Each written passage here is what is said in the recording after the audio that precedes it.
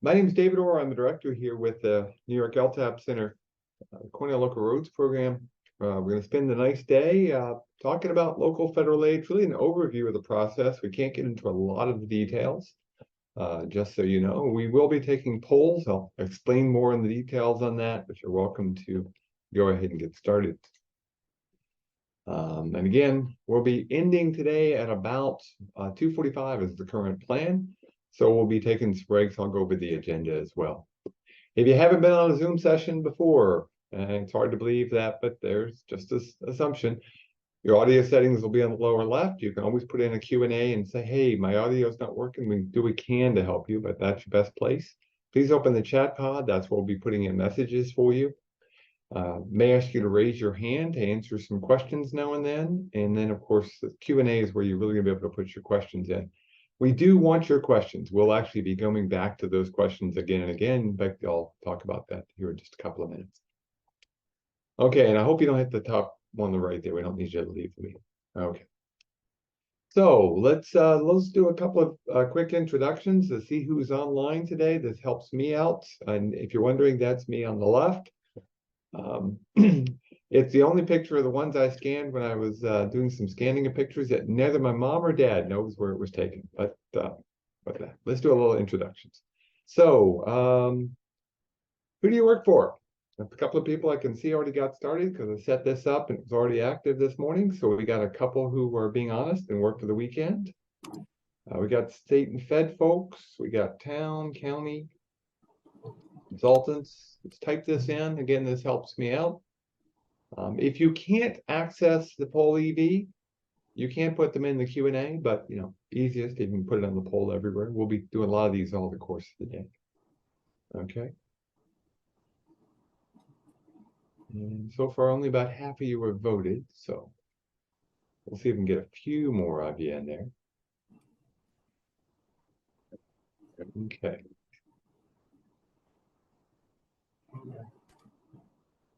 Okay, so we have federal and state. We've got a bunch. We've got some town folks, county folks, a few consultants, a few folks who are working for the weekend. We got a few more days to go for that. And we may have some others join us, and that's cool. No big deal. Okay. The other thing that can help me out is where you're from. Okay. So this one's pretty cool. You can actually click on the map and just put down a dot, tell me where you're from. Just seeing if we got more urban or rural, or if we've got people from different places that I don't expect. Okay. And again, if you can't access the full EV, you can always put your answer in Q&A. Okay. Quite a variety of folks. A little bit of a concentration downstate, but not really that much. That's good. Okay. And then the final thing is, what is your role? What's your job? Are you an administrator? Are you a highway superintendent commissioner or deputy commissioner? Are you in the field crew? Are you a supervisor or board member? And of course, there's always the famous none of the above. If you do use none of the above, put that in the Q&A so I know what that means. You know, are you a planner first, or your primary job is trying to keep others out of trouble? You know, just don't know what your job is. Okay, so it looks like we've got a bunch of engineers. We've got a stream manager in the Q&A. That's pretty cool. Highway commissioners. We got a couple. We've got administrators and two none of the above. Okay, cool. So that helps me. Gives me a bit of a sense of who's there. It's about what we normally see for this particular workshop, so it's not a problem, but it's always good to know if there's a slight change. Here's the agenda for today. We're going to be talking about introduction and the roles in the federal aid process. We'll then take a break at 10:30 for 15 minutes. We'll start back up and go another hour, and we'll be talking about planning and design. Take a lunch break. The lunch break, we're going to give you 45 minutes, though we'll maybe do a quick check of your hands at the end, and if you want to shorten it up, we'll shorten the rest of the day, but we'll play that by right now. It's scheduled for 45 minutes. Can't move it too much because we've got to deal with other issues. Says the voice is not clear. How's the voice sound, Amanda? That you're in. Sounds good to me. Okay, well, let me know. If need be, I can put the headset on and all that, but hopefully the distractions aren't too bad, but let me know. We've got a break in the afternoon, and then we're going to do some conclusions, and we're going to finish with Q&A with some folks from New York State DOT and FHWA to answer your questions. So I really do need your questions. That really helps me out.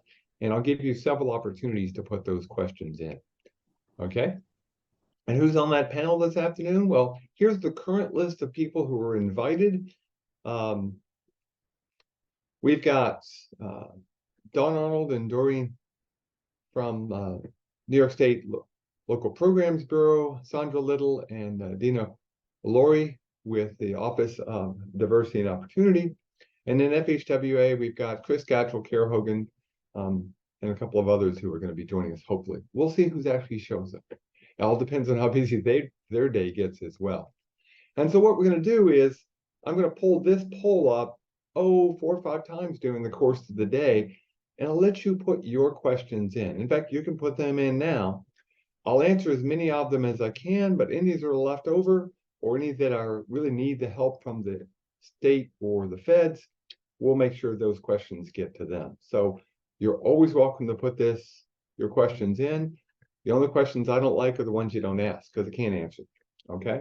So again, if you have any questions on anything we're talking about today, we'll give you an opportunity several times to put in your answers here. Okay. Any questions yet? Nobody's got any so far. Okay.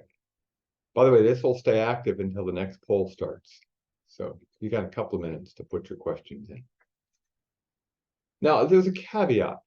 Okay, this particular session on local federal aid is driven around the process where the State Department of Transportation does the oversight of the funding. The funding goes through the state and they do the oversight. And many of you have probably heard of the IIJA, the Infrastructure Investment and Jobs Act. Okay, and that is going to be dealing with that new huge bill that's got $1.2 trillion, $567 billion in transportation over a 5-year period. It's a lot of money. And it has within it provision for direct local federal aid, where you become a recipient. That means you get the money directly. We're not gonna, this isn't the focus of this workshop, but I want you to realize something. Almost everything I talk about that the state does when we talk about roles and responsibilities and all the steps that are involved, they're still there. You still have to follow through, and I'll mention a few of those as we go through, but it's primarily driven around the state providing you some support. If you decide you want to do direct federal aid, a lot of the programs are direct, just be aware, there's still things you're going to have to do following the same procedures at the federal level, so keep that in mind. And does this course touch with financial planning was up in the Q&A. This is primarily focused on the federal aid process. We'll talk a little bit about financing and how locals have to finance the funding for federal aid process, cash flow wise, but we won't be getting into long-term federal aid, long-term financial planning. We do actually have some webinars on that we could lead you to if you're interested. And we have a budgeting workshop that's being held this fall that you could go to. That'd be pretty cool. Now, over the course of the day, I warn you now, you're going to see acronyms. You're going to see lots and lots of acronyms, okay? And I'll try to make sure I remind you of the acronyms. But if you actually look at your handouts, okay, and the handouts are going to magically show back up in the chat for those who signed up late, or you could already have seen it and downloaded it, or you emailed it to you ahead of time. That handout has in it a whole list of acronyms. I mean, it's a whole page filled with acronyms and definitions and things like that. That's done on purpose. If you get to the point where you start to understand those acronyms, or at least know where to look them up quickly, you're really getting a good sense of the federal aid process. So once you understand those acronyms, that's where you really want to be, okay? So it's something to keep in mind. Hold on just a second.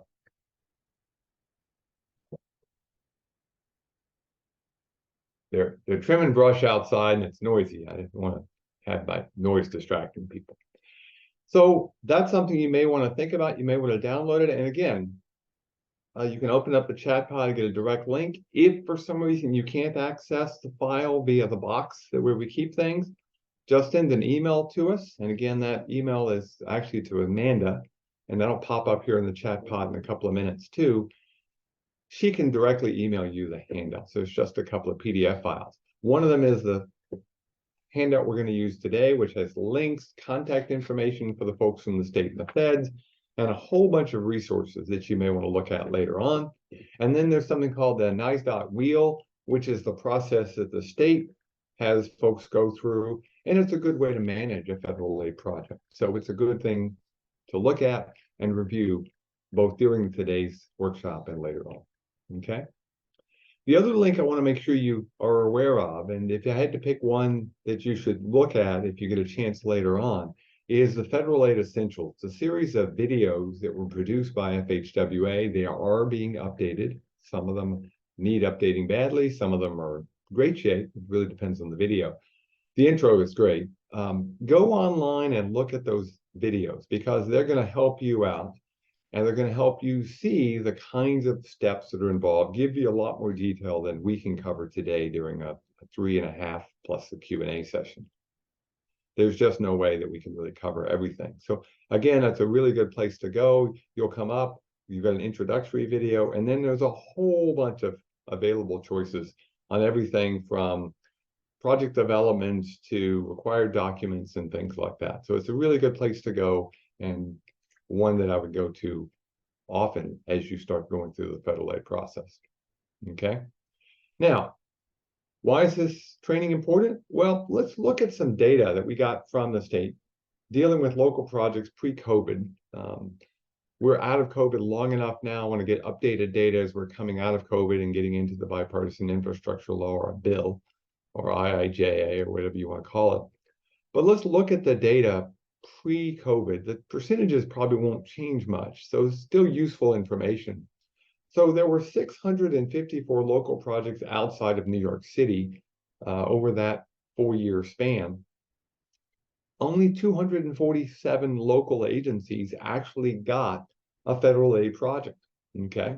So relatively small percentage of all the municipalities in the state, okay? There are, 1,583 local agencies right now. So as you can see, it's a pretty small percentage, okay? But let's go look at that a little bit more detail. And yes, you can tell they're probably concentrated a little bit in urban areas. So we look at the project listing by agency type. Counties, there are 57 counties in New York State, 54 of them got projects. But notice that 31 of those counties, over half, had 5 or more.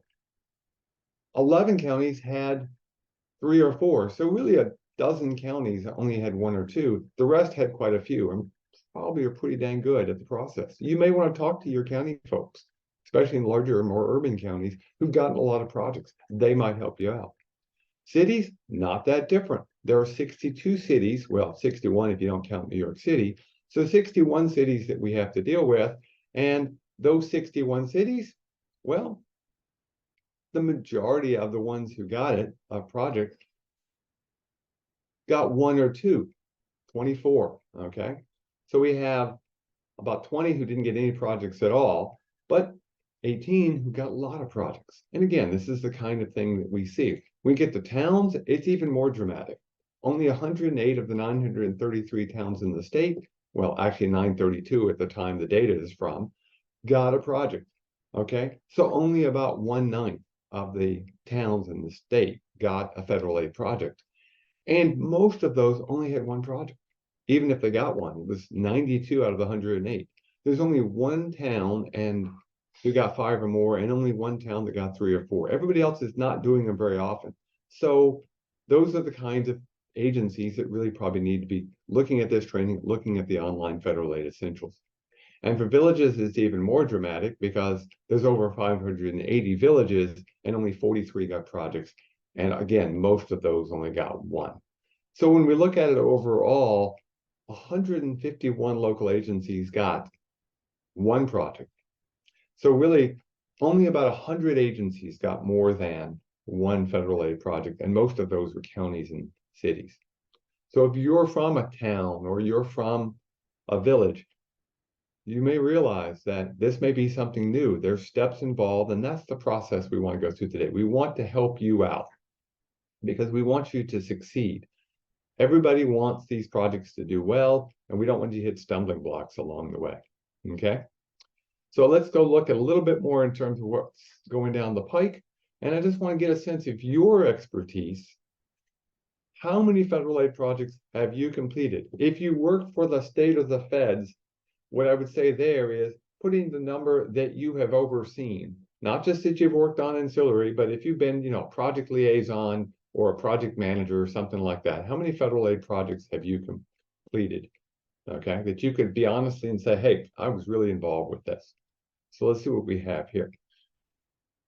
So far, we've got a bunch of zeros. Oh, we got a bunch of tens. And looking at the list, I was going to guess we had a bunch who were in the high level and a bunch who were in the low level, but I could be completely off base. I got one F in the Q&A, so. Okay. Okay, so cool. This is actually a pretty interesting. This is a little different than we've seen in a couple of the previous ones. Normally, we would see a mixture, but we got a bunch of people who are no's, haven't had a federal aid project. Okay, that's great.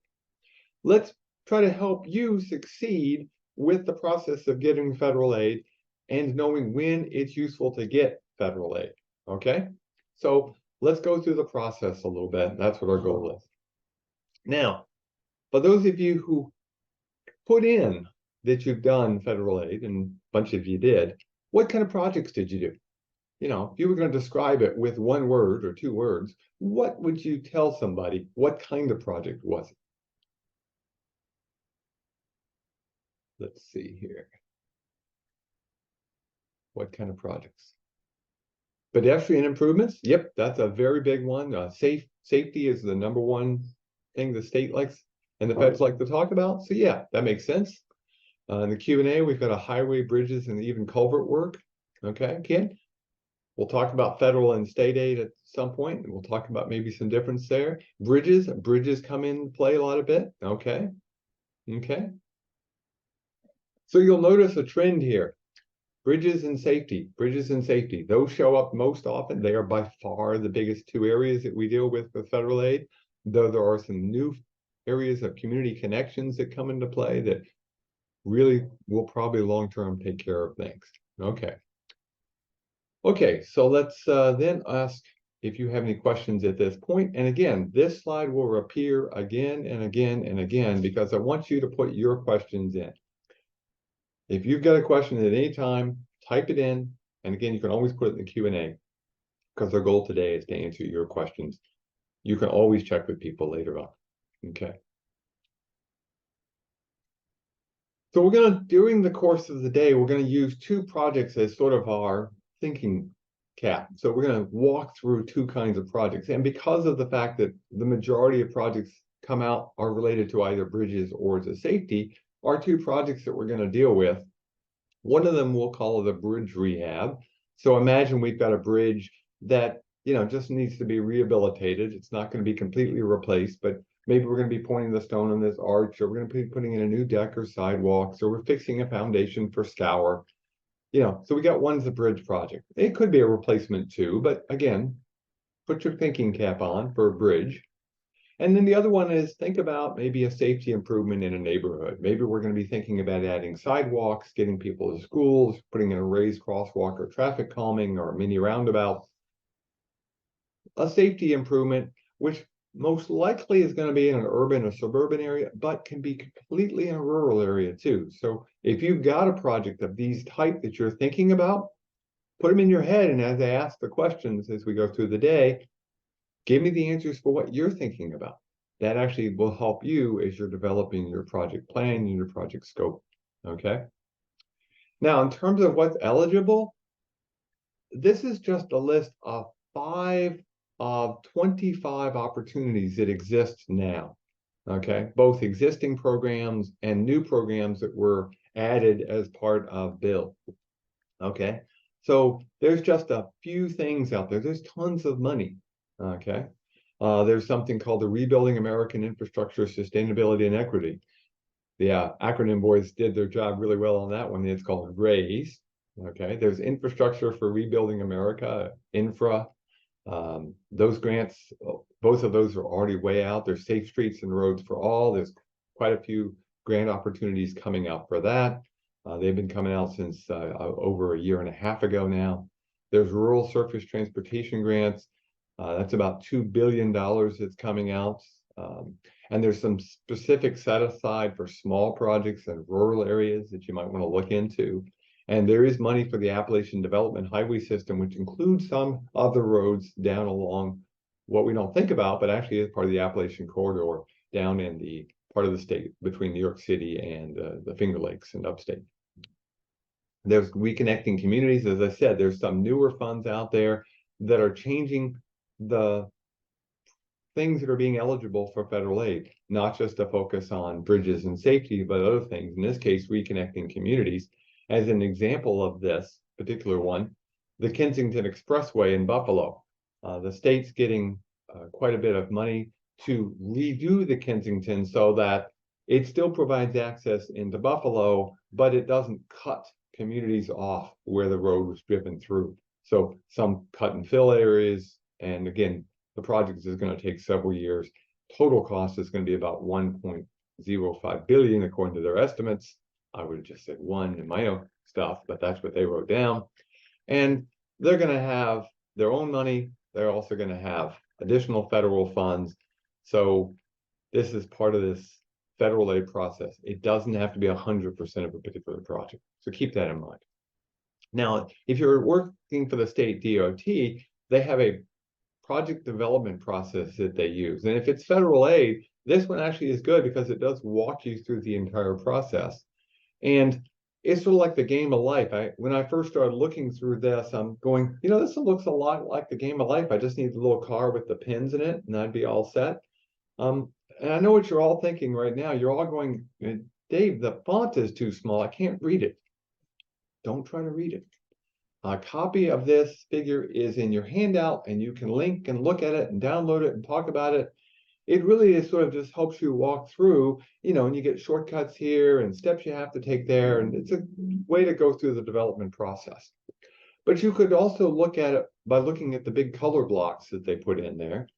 And think about it from this standpoint. There's a big area for planning. Planning takes quite a bit of time, especially in federal aid. There's a scoping phase, and we're going to go through that quite a bit. The scoping phase may be the single most important phase. If we get it right, project goes well. If we get it wrong, we can get ourselves into trouble. We then do the actual design, we do the construction, and then while it's a small thing at the bottom of the chart, it's actually very important to think about even at the planning phase, and that is we're going to hand it off to the operations and maintenance folks. And if you do a good job of the design, you make that part of the job even easier. And of course, eventually it does loop back to start over at planning. But from a federal process, from a project process, capital project, it sort of stops when it gets over to O&M. Now, the Federal Highway Administration has their own flow chart and their own steps that they use. And the reason they've got a slightly different flow chart is because they're primarily focused on the financial and compliance issues. Do you meet the standards? Do you have the financial responsibility taken care of? So you'll see they're worried more about some of the issues of things to start with clearance and right-of-way and preliminary plans. And they're worried about audits at the end of the process rather than passing it off to O&M.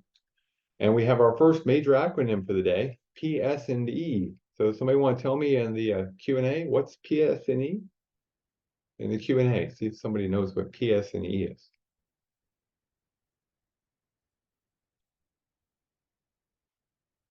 Plans, specs, and estimates. Very good. Yeah.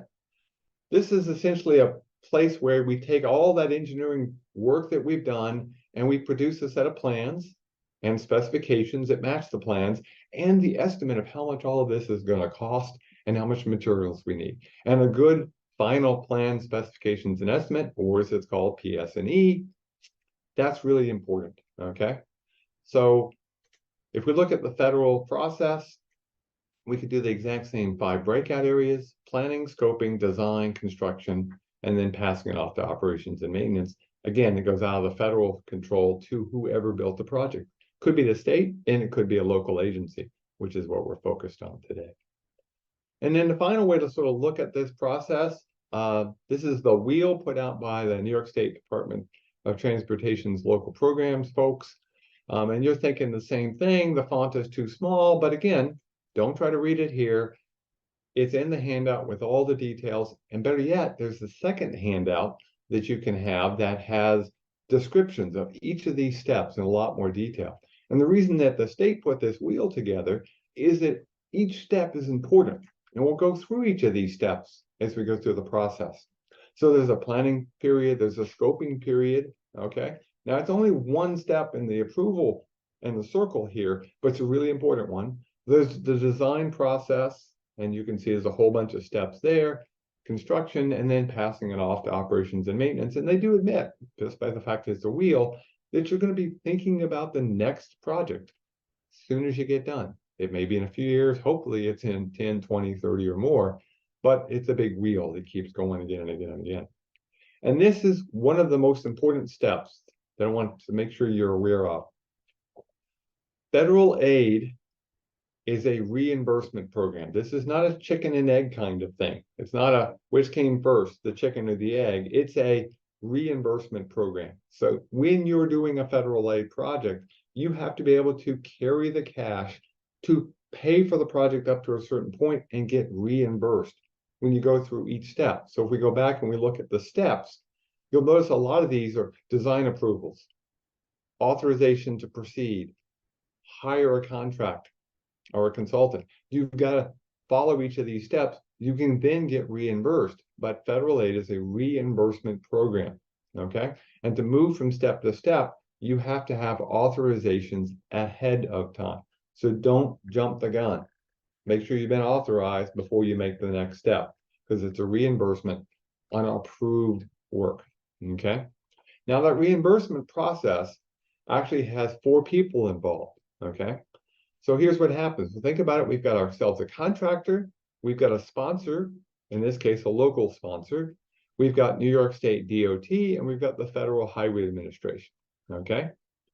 Now, a contractor may be a consultant in the early part of the process, and yes, you can pay for consultants under federal aid if you included it in the grant, which we'll talk about.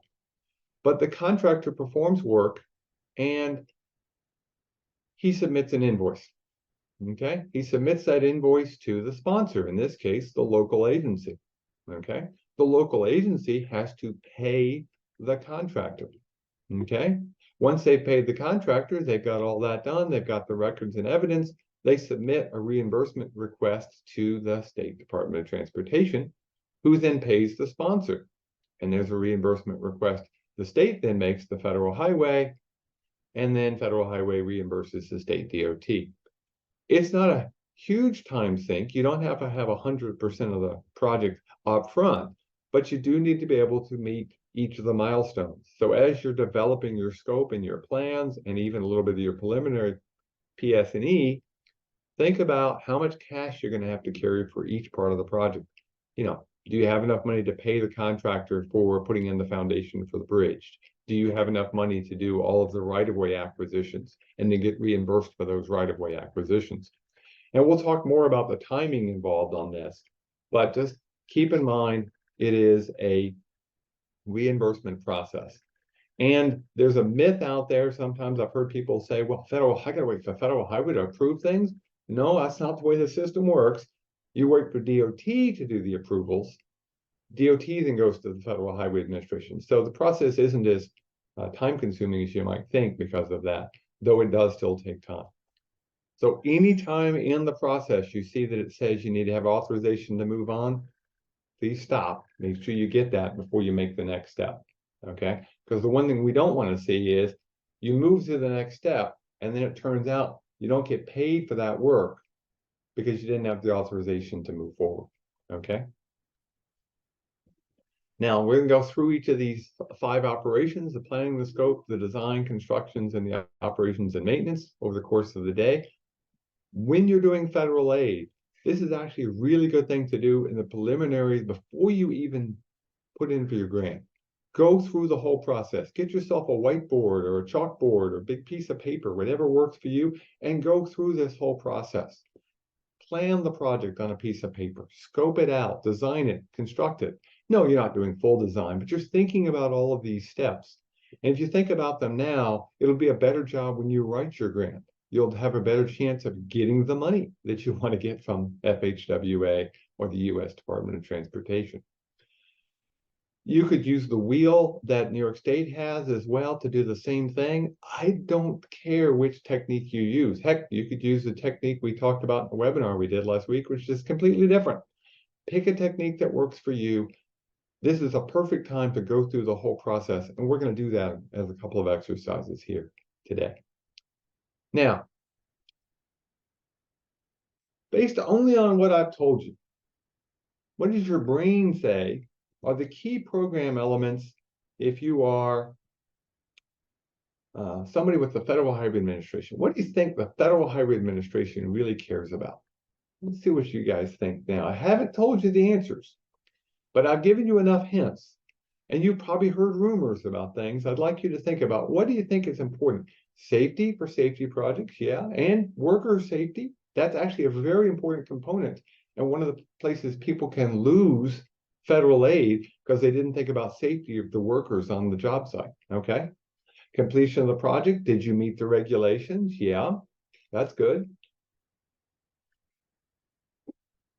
Is it sustainable? That's becoming very important to FHWA. How competitive is it? Yep. Okay. There's something new called Justice 40. Yeah, that we'll talk a little bit about Justice 40. Not a lot, but we will talk about that a little bit. They like multimodal. They do worry a lot about risk. Risk is a huge issue for the FHWA. And then over in the Q&A, I see following timelines and specifications. Yeah, absolutely. That's very important. And then accountability. Okay.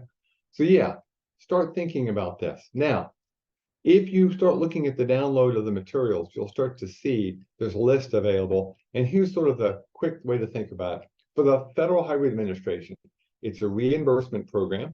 I've already told you that one. You got to get authorization to move from step to step to step, and you can only get reimbursed for eligible cost.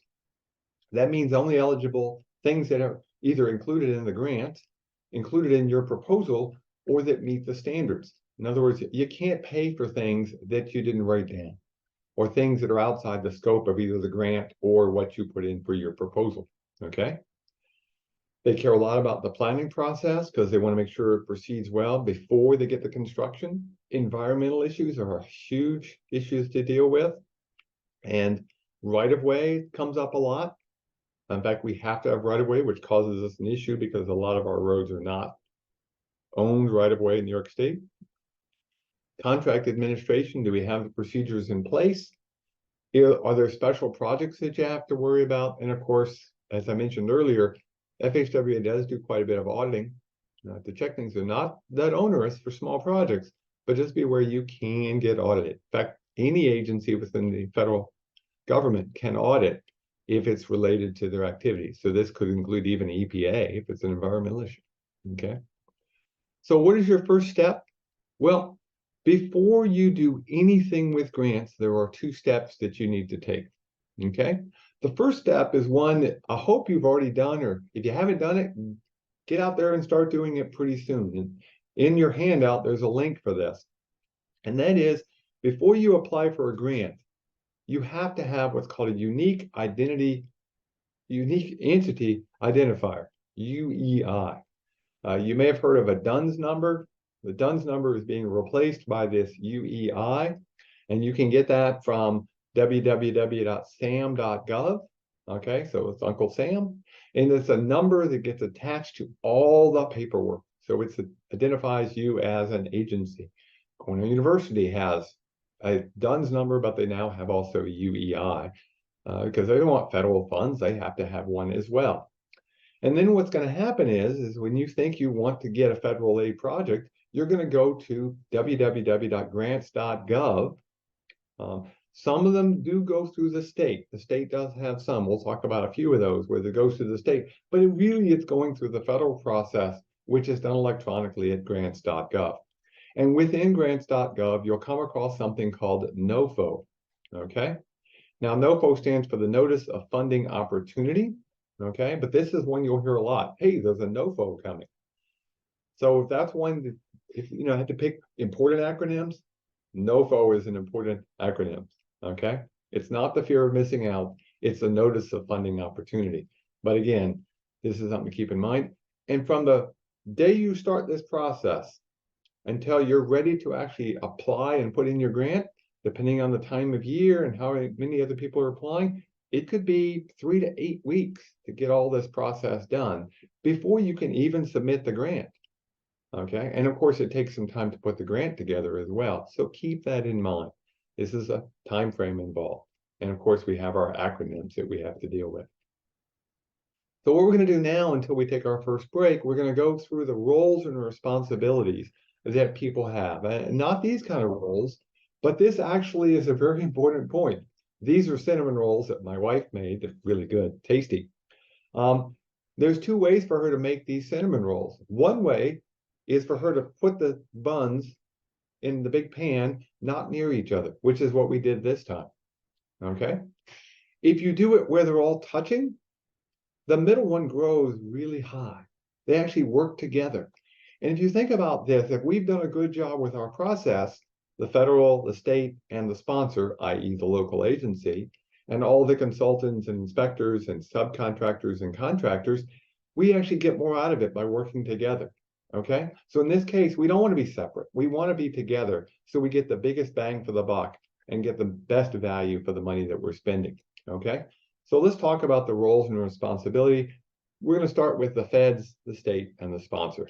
This is in the Local Programs Manual, or LPM. You'll hear me say that acronym quite often, Chapter 2. Okay, so we'll start with the U.S. Department of Transportation, specifically the FHWA. Yes, there's other parts of the federal government, but in the limited time we have, we're going to concentrate on FHWA. And if you ever have questions, that would be where you'd start anyway. They can help you at least figure out who you have to talk to. The role for Federal Highway, well, I don't normally like to put a lot of text on screen, but this one is important enough.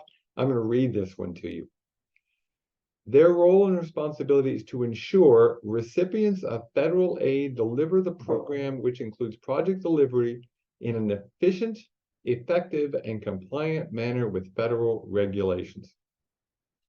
Now, of course, the 3 most important words there, the things that you really care about quite often, the most, obviously, are, oh, let me change the pen color because that's going to look really bad.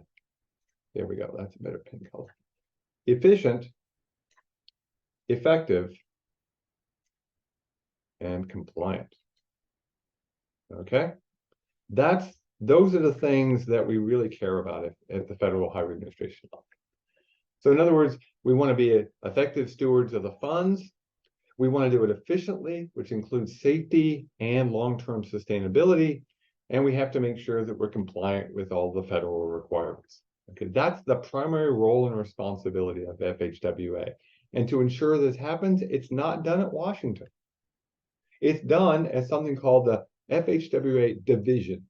The division is not some arbitrary moving of the states. We haven't had the regions that they used to have for a long time. A division is really a state office, but they don't call it the state office because it would get very confusing if you said the US DOT FHWA state office or the State Department of Transportation. They can get confusing pretty quickly. So they call them divisions. Okay, a division means state at this level. So FHWA division, and they administer the federal aid program within a particular state. They also provide technical assistance. Okay, that technical assistance includes things such as quality of materials. Does it meet certain standards, both from an engineering standpoint and a programmatic or compliance standpoint? This is primarily done with the state DOT, though sometimes it can be done directly with the sponsor. Normally, they're going to be working with the New York State DOT on local projects, and they're the ones who sort of make sure that the state's procedures manual and projects manual, the LPM, local projects manual, is compliant with federal procedures. They will be conducting reviews, which is a stewardship and oversight responsibility, which they have to go through. Now, how do they do this? Well, they have a series of people called area engineers. And let me just see if we got any of our, who's on our list right now. Nope, we don't have any of our Fed folks on the call right now or on the webinar.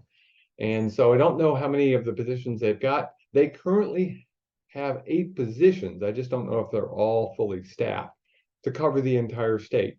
Okay, so 8 area engineers, and they're the primary contact with the New York State Department of Transportation. They're focused on risk, and the risk they're focused on is fiduciary, i.e. money, and worker safety, public safety, things like that. So they're focused on risk, a lot on procedures, okay? They maintain the project awareness, but they're not validating the technical and computational aspects. That's done by the consultants and or the engineers involved in the project. They're just making sure that everything is compliant. Do they sometimes get pulled in on technical computational stuff? Absolutely, of course they do.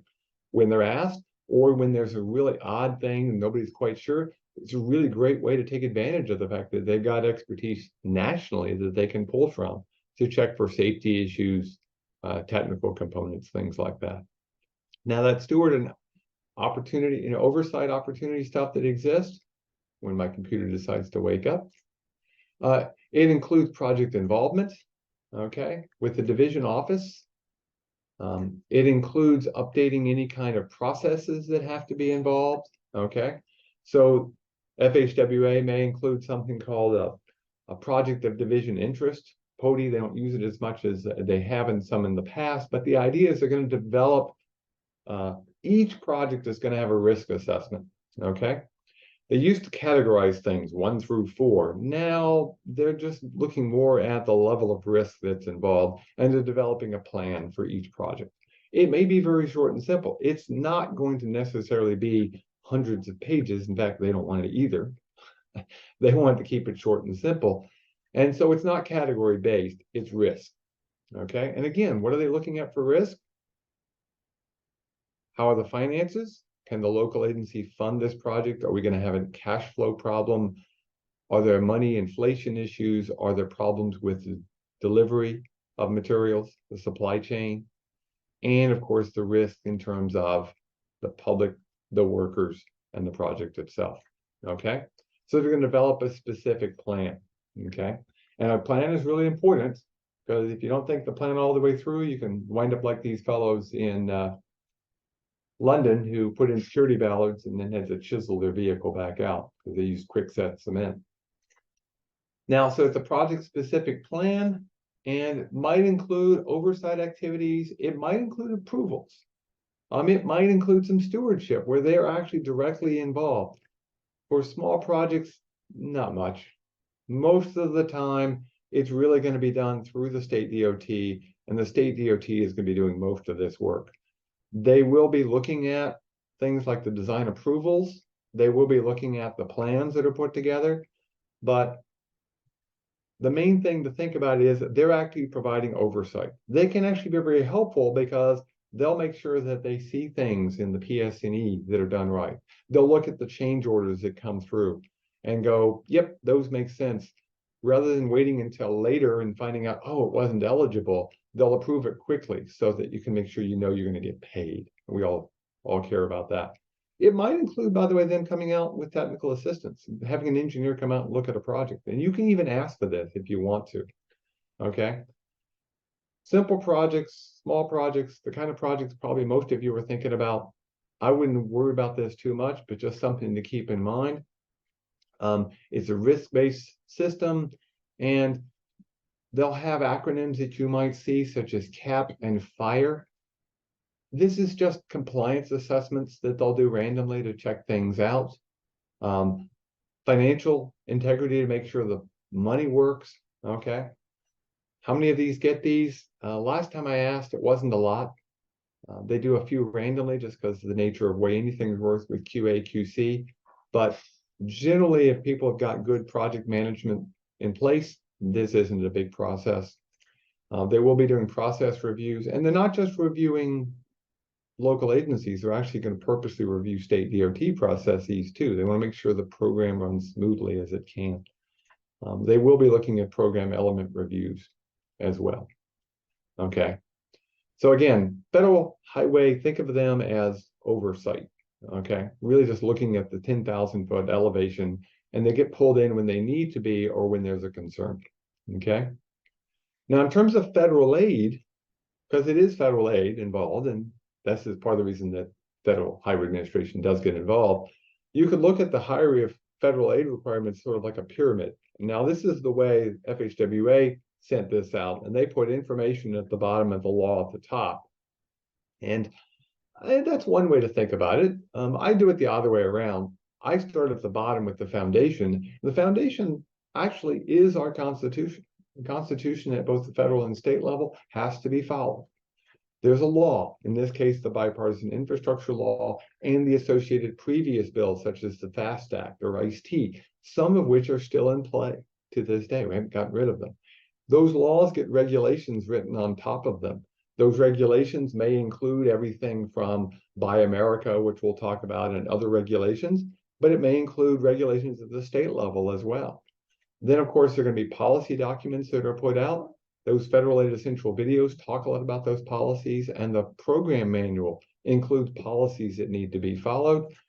And of course, there's guidance that comes available, and everything goes back to a contract. You're going to have an agreement or a contract with federal aid to get reimbursed. And the contract, of course, controls, but it's all based upon this stuff.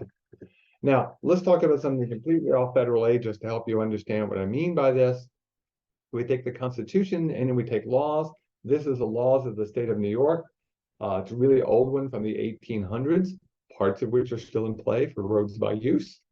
And if we're looking at signs on a road, that original law does actually talk a little bit about guidance. I think they're called guideposts, if I remember the exact word that they use. But of course, today we use the Manual of Uniform Traffic Control Devices. Get that right? Manual on Uniform Traffic Control Devices. And there's a state regulation version. So there's actually two documents to look at in an individual state, possibly. And here in New York, there certainly are. And then there might be policy documents about, for instance, do you want children to play signs? And that could be a state or even a local policy that gets involved. People may prepare guidance to help you out. We, for instance, produce the traffic sign handbook. Okay. And then, of course, there may be an agreement at all of this at the end of it. In this case, the agreement between the town board and the highway department on spending money. It all comes from the things that are below here. So when we're talking about federal aid, just think about, there's this bipartisan infrastructure law, the IIJA, there's a bunch of regulations that come from that and other laws that exist. There's going to be policies that are written that follow the regulations, hopefully to make things simpler. There'll be guidebooks. The Highway Design Manual, for instance, is a good combination of policy and guide. So these are things to think about, okay? Now, the other one I want to talk about is the State Department of Transportation. If you are getting direct federal aid, realize if you're getting direct federal aid, you're going to be doing a lot of the things that the DOT currently does. So just keep that in mind as we talk about their roles and responsibilities. DOT will actually look at the grants and figure out whether the project is eligible for federal aid. They'll actually help make sure you are going to get reimbursed with what you write in your grant. That's actually a useful thing. You certainly don't want to spend the money and find out later on it wasn't eligible. They're going to help make sure that there's compliance on the federal and state requirements. Otherwise, you have to do that yourself. Because their primary goal, remember, is to protect the investment of those funds. Now, one of the ways that this is done, and no matter how you're planning on doing a project, the book you need to get in your library, I know it's electronic, but you still need to have it, is the Local Projects Manual, or the LPM, okay? It used to have a longer acronym, but let's just use the current one, the LPM. It's easier to remember, and it is the place to go if you've got any questions. They will provide technical assistance, usually through the regional office, okay? And the person that you're going to be dealing with at the local level the most is something called the RLPL. Time for today's acronym check. Does anybody here know what an RLPL is? Throw that in the Q&A form. Let's see who already knows RLPL. You'll hear that one a lot if you do federal aid.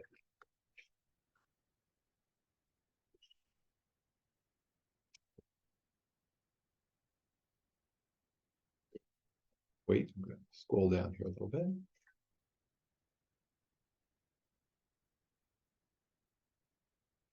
Yeah, the regional local project liaison. Yeah, okay.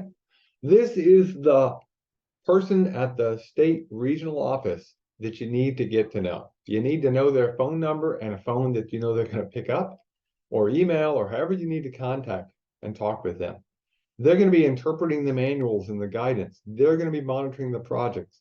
They're going to make sure that everything is complete. They're going to be talking to the main office in DOT and the FHWA division office. They're going to make sure and approve any local project agreements that are put together. They're going to be involved in meetings. They're intimately a part of the process. So you really want to get to know these people well. They can be extremely important to you. So keep that in mind. If you had to pick the person at the state you want to get to know the best, it's the RLPL, okay? So definitely want to know who those people are. If you're not sure, talk to your regional folks. They'll know who they are. And you definitely make sure you know that even before you put your grant in, it would be a useful person to get to start to know and start to build a relationship, okay? Now, remember the Highway Local Projects Manual, the LPM, is written at the Albany office. Okay, here's a picture of the DOT on Wolf Road. They're going to be putting all these things together, the local programs bureau. Some of their people will be joining us this afternoon to answer your questions, so keep that in mind. They prepare things such as this big wheel here, planning and identifying all the way to closing the project down and handing it off to O&M. So the tree of work, as it were, the circle, okay? So again, we talked about with the feds, what do you think they do? What do you think the DOT approves? What kind of things do you think the DOT approves? And we'll go through this in more detail, but again, let's just see what you think now and what you've heard that they have to approve. What do you think they approve?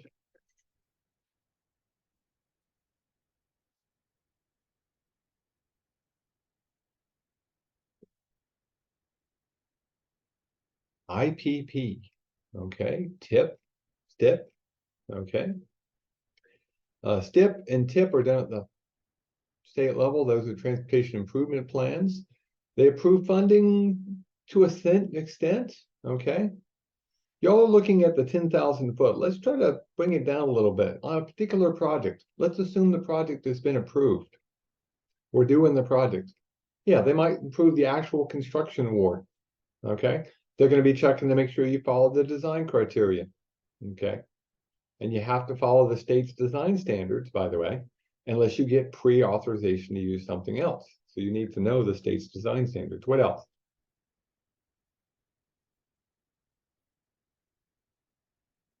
We'll get two more. They're going to be looking at right-of-way clearances. They're going to approve the right-of-way clearance that you follow the standards for that.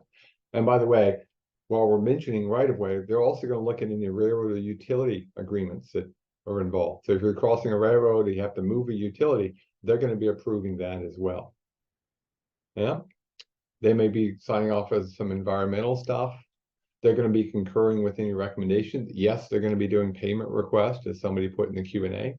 Okay, they're going to be definitely forwarding that up the chain. Okay, they're going to be reviewing any kind of efforts you have, good faith efforts to meet the standards for using disadvantaged businesses. Yep. And they're going to be doing any final inspections along with you and your consultants and inspectors. And yeah, they're going to be the ones who sign off any final approvals for payment. Okay, so this is all done via the RLPL. So keep that in mind. That's why you want to know these people. They're really going to be involved in an intimate level.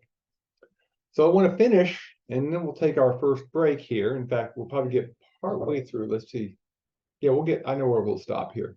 Let's get through a few of these slides, and we'll take our first break. But I want to talk about your responsibility as the local agency, as the sponsor. And when you hear the term sponsor, it means who put in the grant. Okay.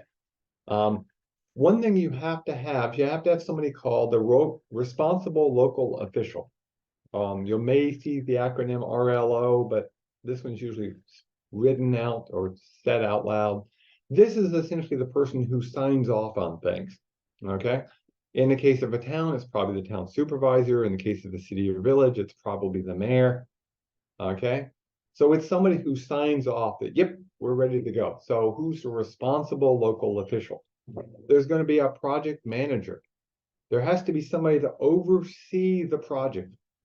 This person is important enough to get their own slide. So remember project manager, we're going to come back to that. There's going to be an engineer in charge or a resident engineer working with the project. Okay, this could be a consultant or it could be somebody on staff. For larger agencies, a lot of times it is somebody on staff, but essentially you need an engineer who's overseeing things. Okay, the project manager sees the whole project, the finances, everything. The engineer is taking care of those nitty-gritty details on site. Okay, there's going to be inspectors. Again, a lot of times these inspectors are hired, but those inspectors could be part of the staff for the agency. Again, depends how you're set up. Okay, so these are the people that have to be involved as sponsors. And again, they may not be employees, with one major exception. That's the project manager. The project manager has to be a full-time employee given what's called responsible charge for the project. Okay? That's really an important activity. Just think for a second. Why do you think FHWA wants there to be a full-time employee to be the project manager? And oh, by the way, they don't have to do only project management for one project. You know, they're probably going to be doing multiple other things. But just ask yourself, why do you think FHWA or NYSDOT is asking for and requiring that there is a full-time employee who oversees the project, who can stop and take the time to make sure things are moving smoothly? Any ideas in the Q&A?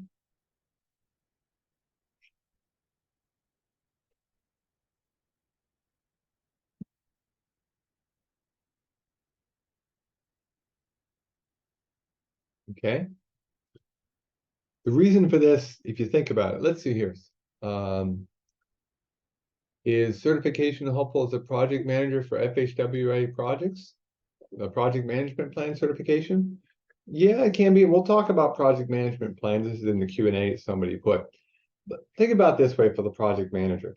If it's an elected official, usually those are part-time people, okay? But if something happens, we want to have somebody that can be contacted, somebody that's always going to be there overseeing the project. So that is why that person has to be an employee with the agency, with the sponsor, okay? So they really do need to be there full time to oversee things. How many projects can you manage at once as a project manager? Well, I've talked to some larger agencies who've done this. You could probably manage anywhere from 3 to 5 projects at one time, depending on the size of the project, but you only have a limited number of hours in the day. So again, you got to be thinking about that. Because yes, the project manager oversees the financial components, they oversee the engineering components.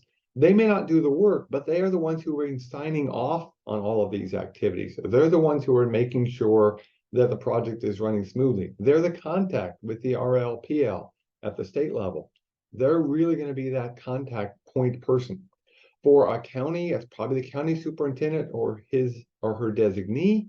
At a town level, it might be the town superintendent, it might be the town engineer, but somebody needs to be in charge over the oversight of the entire project, okay?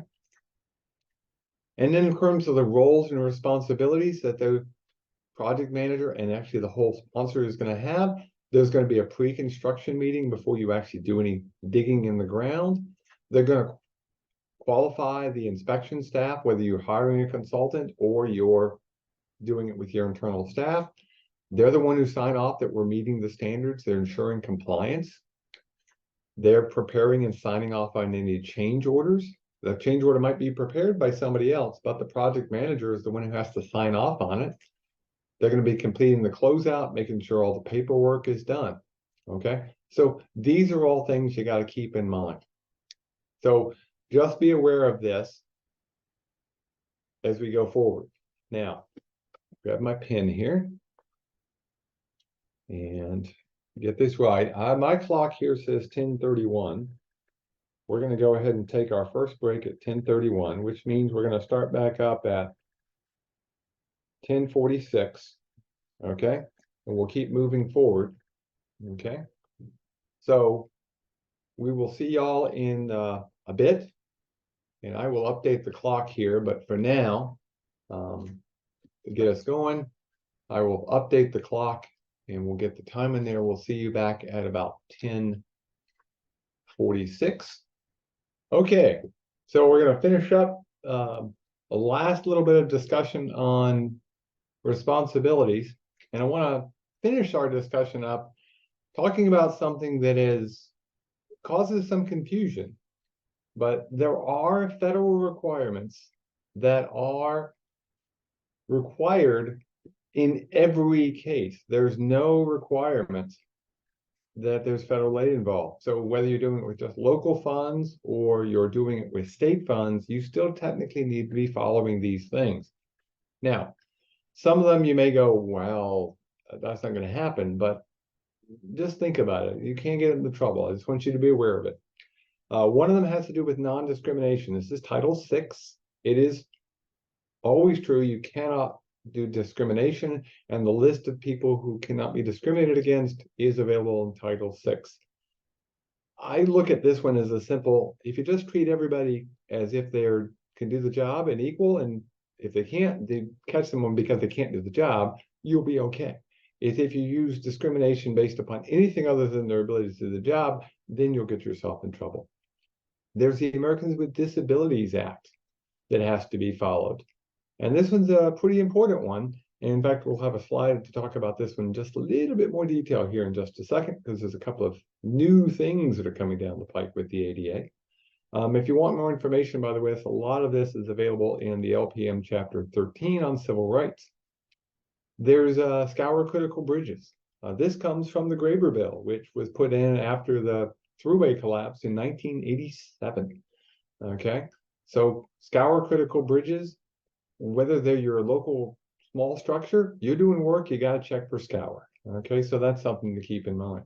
So there are requirements that exist, and there may even be some state ones, as I say, with the Scour Critical Bridges, which is part of the federal process too. But let's just stop a little bit for the ADA. Now, ADA requires that all agencies have a transition plan to make sure their whole system meets ADA. And there's a lot of myths about ADA. We actually do webinars on it, and we actually have workshops on it because it's that critical of an issue. But here's the thing. Think about all the users using a roadway, whether they're in a wheelchair, a walker, colorblind. Just think about a mother walking her kids in a stroller. If it'd be difficult for them, it's probably going to be almost impossible for somebody who's got a disability of some type. I mean, how's that wheelchair going to get up on the other side of this handicap ramp? So anytime you're doing work in the roadway, think about that. And if you're doing anything above and beyond just a simple chip seal, you probably need to be thinking about upgrading. Having a plan will make this a lot easier. If you have a plan, you can follow the plan. The plan may say it's going to take us 10 or 15 years. If you don't, and somebody comes in with the Justice Department, they may make you try to do it in 3 or less. So having a plan could protect you for long-term financial reasons as well. Now, you may have heard of something called PROWAG, another acronym, okay? And I'll be honest with you, I'm looking in my notes, I didn't write what PROWAG stands for, and I'm not going to guess. But essentially, it's the standard for when you're in the right-of-way. That's what the ROW part of PROWAG is. It has been adopted, okay? But that doesn't mean there's regulations behind it. It means Federal Highway and the US DOT are going to adopt the changes within PROWAG. Watch this space. There's still a lot more discussion that has to be put out there about what are the details and exactly what does this mean. Again, most of the time, what it really means is do the right thing where you can, be reasonable about it. You know, there's no reason to have a ramp that is 1 on 12 if you're trying to go down Buffalo Street in Ithaca, New York. That's not what ProRag says. But what it does say is put in a ramp where you can and don't have steps. Make sure that you don't have curb cuts that go to nowhere, and think about all users. You're probably going to be okay. Okay. So what I want to do now in our next hour together, somebody put it in. Thank you very much. Public right-of-way accessibility guidelines is ProRag. Okay. So I've used that acronym enough. I didn't even remember it off the top of my head. Thank you. You get a gold star, Michael. So thanks very much for helping us out there. So what I'm going to talk about now is the planning phase and scoping, and then we'll be taking our second break. So we'll see how far we get. We don't always get through scoping when we've done this, but let's go through and start with planning. And again, the planning process now, before you apply for the grant, is a great time to essentially in your mind build the entire project. A lot of this is covered in the local projects manual in chapters 2, 3, and 4.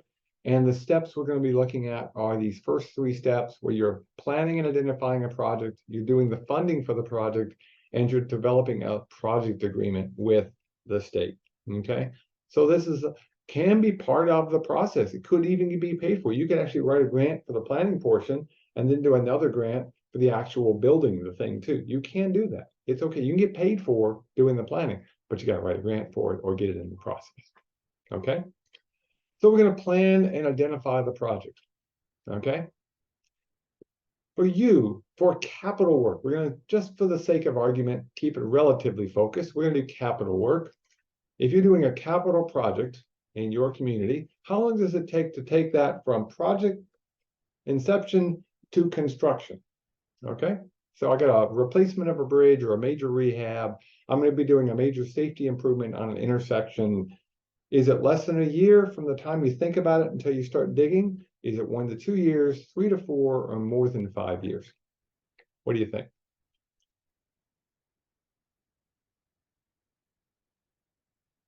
Let's see what people think here. So far, everybody's voted within the poll 3 to 4 years, and we got one person who does 2 to 3 on the Q&A, and we got a couple more than 5. Okay. Now, bell curves being what they are, this is a big classic bell curve, actually.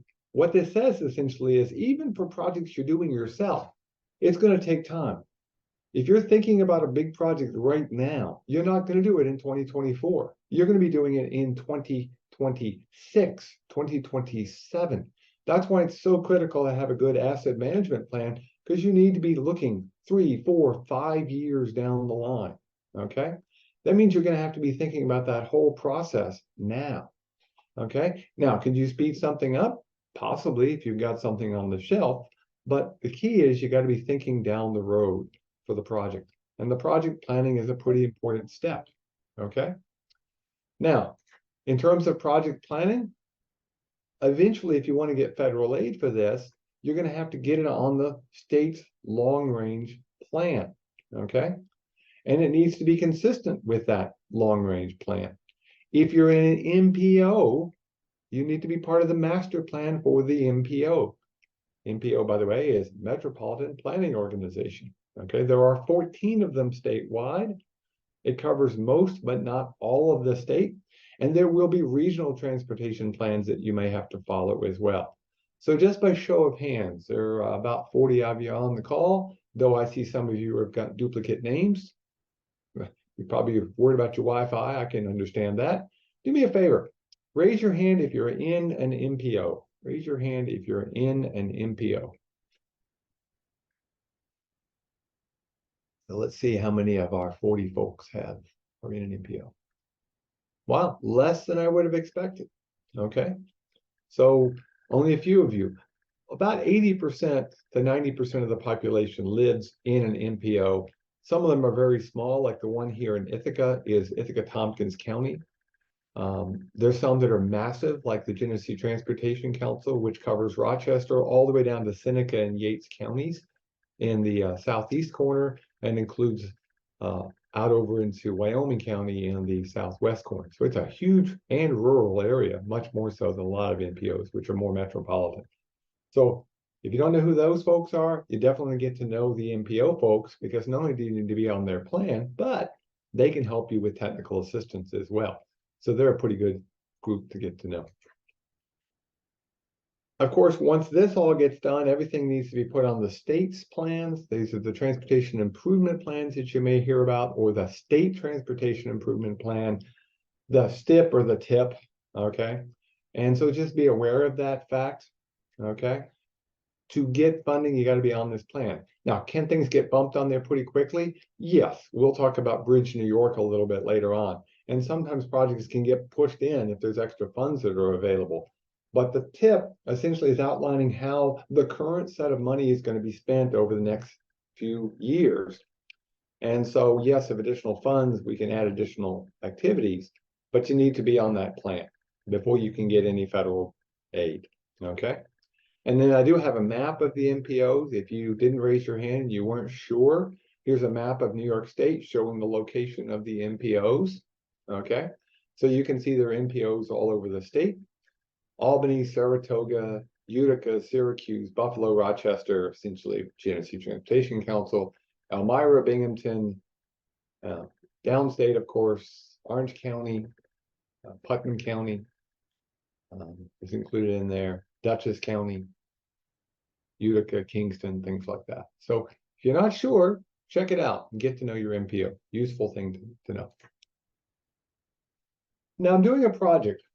Before I go and put in for a project, I put in for a grant, I've got the grant, or I think I'm going to get the grant. I'm going to start doing my planning now. What do you think should be in the project description? Both in your grant and of course later on, you're absolutely going to need to add it. What do you think has to be included in the project description?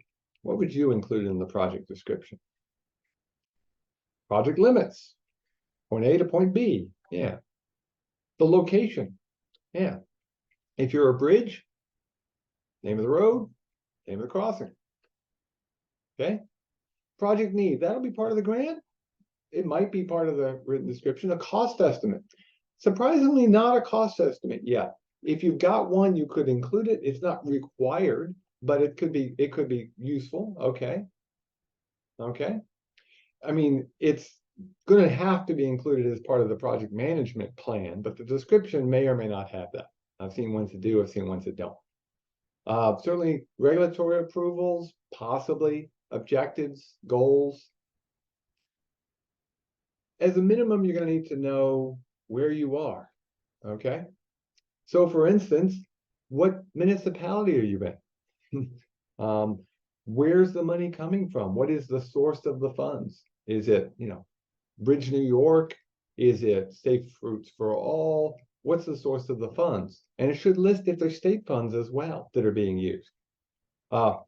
Anything that involves traffic should include the traffic description, written, vehicles if need be, right of way if you know it early on, but you may not at the very, very beginning could be useful. The objectives, project type, safety, bridges, pavement, things like that. Okay, so essentially think about what would be in the project description. This is a good place to think about a way to also even market a little bit. 1 or 2 paragraph at most description of the project that would be useful for the public probably would be a good way to get started in your project description. Now, once it's actually approved and into the system, there are certain things that are going to be required on every project report. Okay, so these will be on every single project report. They'll actually get a number called the project identification number. So there'll be a project title and description. As an example, County Route 16 over Big Creek, or Jones Street and Miller Street intersection. So there'll be a description. There'll be a project identification number that the RLPL and the state will get for you. That's put into the system and used on every report. Okay. If it's a bridge, it'll include the bridge identification number and then where you are, which means the village, the town, the city in a particular county. Okay. And so if you're in a village, you're going to have to include the village and or the town. Luckily, if we know the village, we know one or the other, but you got to make sure you include the county, because there are villages that are in more than one county. Okay. I want to say there was 8 last time I checked, but yeah, you need to make sure you know which county you're in. and then what lower municipality, scratch that, different municipality that you're in, whether it's a village, a town, or a city, okay? Now, as you're doing the planning process, I said in the description, you may not have to have the estimate. If you've got one, great. But you do need at this point to put together an estimate. In fact, this is the place where people get in trouble. This is the place where you want to really put in a good cost estimate. If you're going to apply for federal aid, or even state aid, if it's a state grant, you're applying for any project you're doing, really, you want a really good cost estimate and include everything. There is a myth out there that, but if I ask for more money, I won't get the grant. Now, there are grants out there with limited pots that says you can't go above X. And if you can't go above X, then you have to modify your scope to meet I can't go above X. But for most of the monies that are available for transportation, it's a big pot of money and you're asking for a slice. And it's probably a pretty small slice. So include everything. Don't shortchange yourself. If you want the grant to pay for the engineering, include it. If you want the grant to include inspection, include it. If you need it to include miscellaneous utility work, include it. Include everything. Absolutely vital that you've got a good estimate. Because if you ask for $200,000 and there's an overrun, say to 250, there may not be the money available. And for you to finish the project, you're going to have to find $50,000 of local money that are available, okay? So you might be able to go back and ask for more, but you might get there's none available. So try to make sure it's up front in your estimate, okay? And that's going to include a preliminary design, that's going to include any right-of-way, that's going to include inspection, everything, okay? Because what you're really developing is something called a project management plan. In fact, this is the time to put one together. You could even do it as part of the grant process, but certainly once you've got a grant, you're going to have to put together a project management plan or a PMP. Now, being a Cornell graduate and someone who lives here in Ithaca, for many, many years, we used to have a hot truck that made its own poor man's pizzas. So I think a PMP is something different. But in this case, a PMP is a project management plan, okay? What's cool is you don't have to memorize all of this stuff. You don't have to go, well, what's included in the project management plan? As part of the local projects manual, there is a sample project management plan and a blank form that you can use to help make sure you don't miss anything, okay? In fact, there's something called an initial project proposal, IPP, that actually can walk you through writing things down. And as you're developing your grant, it's actually a good thing to go through and walk through all of this because it'll include planning. It'll make you list all the milestones. What are your cost controls? So you make sure you have the funds to pay the contractor and that the contractor can pay the subcontractor. You can define the roles and responsibility. Who's doing what? Are you hiring outside people? Or are you doing it internally? And of course, it allows you to put out the risk management of the whole process. So you don't have to reinvent the wheel. You'll hear me say this several times over the course of the rest of our time together today. I hate paperwork, but I love forms when the form helps me do the job. But if it becomes more important to fill out the form, then not like that. That's paperwork. The whole idea is take advantage of what is available to help you make the project run more smoothly, okay? Now, you may find things on the forms drive you nuts. Say something. Don't just go, I got to fill it out because I got to fill it out. Yes, you have to fill it out for that project. But if you say something to your RLPL or to somebody else and go, why is this in here? You might catch something and people go, yeah, maybe we don't need to have that there. You see something, say something. Make these forms work for you. Another tool that's available, and you do need to use this now, it's part of a bill that was put out in 2010 here in New York State on smart growth and public infrastructure. And it has a long name if you want. The New York State Smart Growth Public Infrastructure Policy Act. I don't know how you pronounce that one, so I'm not even going to try the acronym that they've got. But there is a tool, again, you don't have to memorize, it's available. and it walks you through what they're looking for. Is they want to make sure we're not putting developments in that aren't sustainable, that aren't going to create long-term problems for the local community where they're being put in. So that you don't wind up with a white elephant that costs more to maintain than it costs to build in the first place. So again, this is all part of the planning process. Now, the thing is, this is when you're going to go out and you're going to do your grant.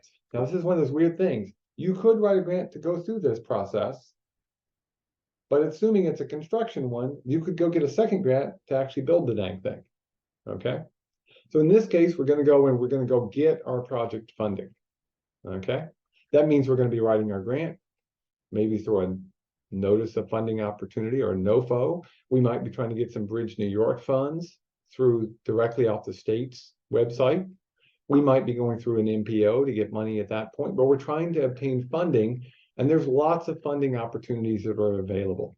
Okay. We love our acronyms here. Okay. We have the Surface Transportation Program. We have the TAP, okay, which is the Transportation Alternatives Program. We have CMAQ, which is an environmental area that we can deal with. We have Tiger. So you'll see all these funding things. You're like, what the heck is all this? Just realize these funds are for federal projects. What's cool about them is in most cases, the feds are paying 80% or more of the cost of the project. So the local agency only has to cover at most 20%. And a lot of these funds, like Bridge New York, for instance, there may be state aid available, like Marcia Shelley, that will pay upwards of 3/4 of the cost. So the local agency only has to carry 5% as the total burden. But remember, it's a reimbursement program. So you have to be able to upfront pay the contractor and get reimbursed. So while the total cost is only 5%, let's say $1 million project, okay? So it'd only be 5% of $1 million, 50,000. Not too bad, right? Yay, I like that. But you could be able to upfront the cost of paying the subcontractors and the contractors, which probably will be more than that. So you may need to think about your financing for the project. You may have to do some bonds to cover that to get reimbursed. So keep that in mind, okay? But what's eligible? Well, there's a lot of things that are and a lot of things that aren't. So I'm going to give you some projects. Tell me which ones you think are eligible, okay?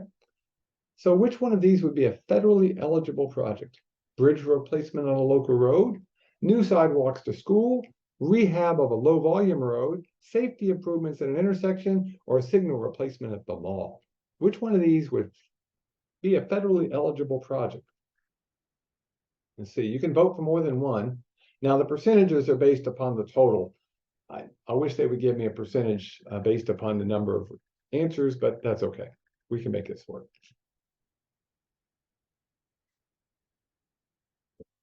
Okay. And then in the Q&A, I've got somebody who's put down A, B, C, and D. Okay, so let's walk through these. And again, every grant will be different. If you're not sure, before you write the grant, pick up the phone, talk to the MPO. That's one of the best places to go. If you're not in an MPO, talk to the state. Or if you're up in the Tug Hill, talk to the Tug Hill Regional Commission. They can help you figure out if something is eligible before you go down the garden path of spending the time to write the grant. Just make sure you give them honest details. And no, it does not influence whether you get it or not. It's really just to make sure you have a good grant.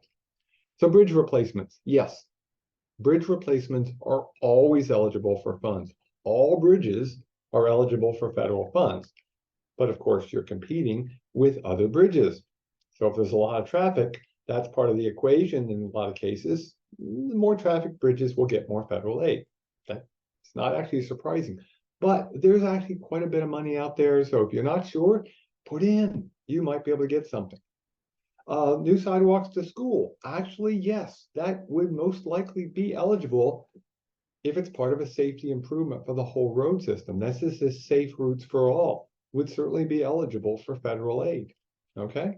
Rehab of a low volume road. Probably not, actually. If it was just a straight rehab, really going to be hard to justify getting federal aid for that. There's just not a lot of, it's a competing program. However, if you wanted to rehab a roadway and while you were at it, you were going to improve safety at an intersection, or you were going to do something that was part of a Safe Routes for All project or getting people to school, you might be able to get a federal grant to cover those items within a larger project. So maybe you've got a $300,000 road rehab project coming up, but you want to do some work to improve the safety on the inside of the corners. You might actually be able to get a grant to help cover that, to do that extra step, that extra improvement that otherwise you might not be able to do. So you can add on to your local projects with safety improvements. And I'll give you some examples of that at the end of the day to show you there's some pretty cool stuff out there. Safety improvements in an intersection, yeah, almost always. Again, you're competing with others, but very likely to be an improvement. And signal replacement at the mall, if it's just a signal timing thing, you might want to talk to the people who own the mall, maybe get them to pay for it. So maybe not. But again, is it part of a larger safety improvement within a corridor, within a larger area? So yeah, probably the least likely, but think about that. But go out and seek funding. Go look. Now, I don't think we can grant our way out of every project. There's just not enough funds, even with all the money that's available via the Federal Highway Administration. New York State DOT has done actually quite a bit of improvement in terms of the amount of money that's available. There's tons of funding, but we can't get ourselves out of it completely. We really need to be looking at the big projects, the projects that are hard to fund otherwise with local funding. But when you're going out and seeking your funding, become familiar with the sources and the rules. Make sure you understand any compliance or timing issues. Make sure you think about descriptions on your scope and you're realistic with your budget, okay?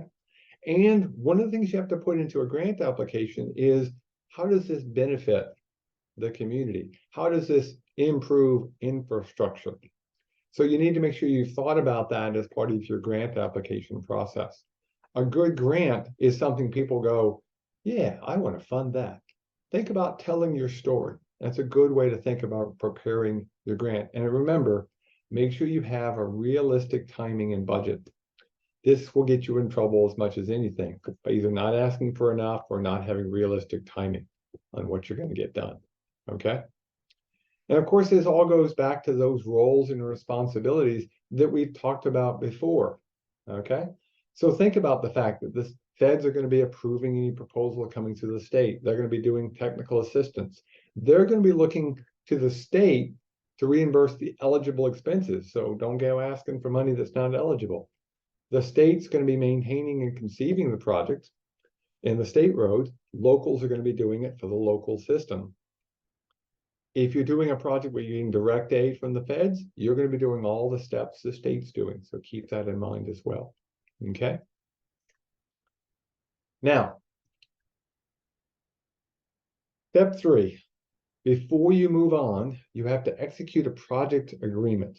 Okay. This project agreement essentially is, after it's been put on the state transportation improvement program, you're going to have something called a federal aid local project agreement, which goes by the acronym SLA. It's just a coincidence. It actually is technically a federal aid agreement, if you really want to get technical about it. But you may see that too. There's a thing called a federal aid agreement from FHWA, which is very similar, but slightly different. That's with the state. But yeah, you may hear the term SLA, state local agreement. It's really a local agreement for spending of federal aid. It's between the local agency and the state DOT.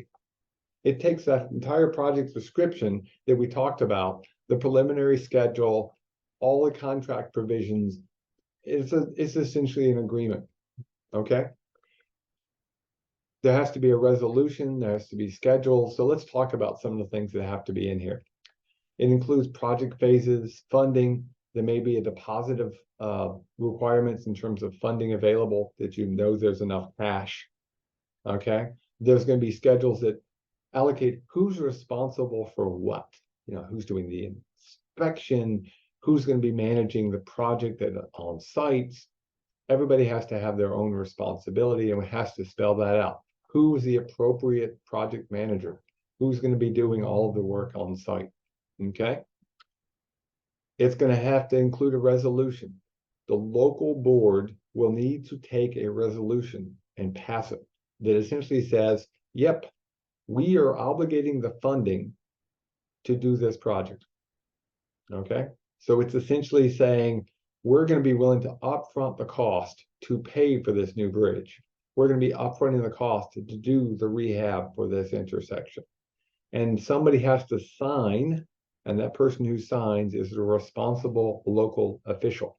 And it should be in the resolution that says the mayor is signing on behalf of the village, the town supervisor is signing on behalf of the town.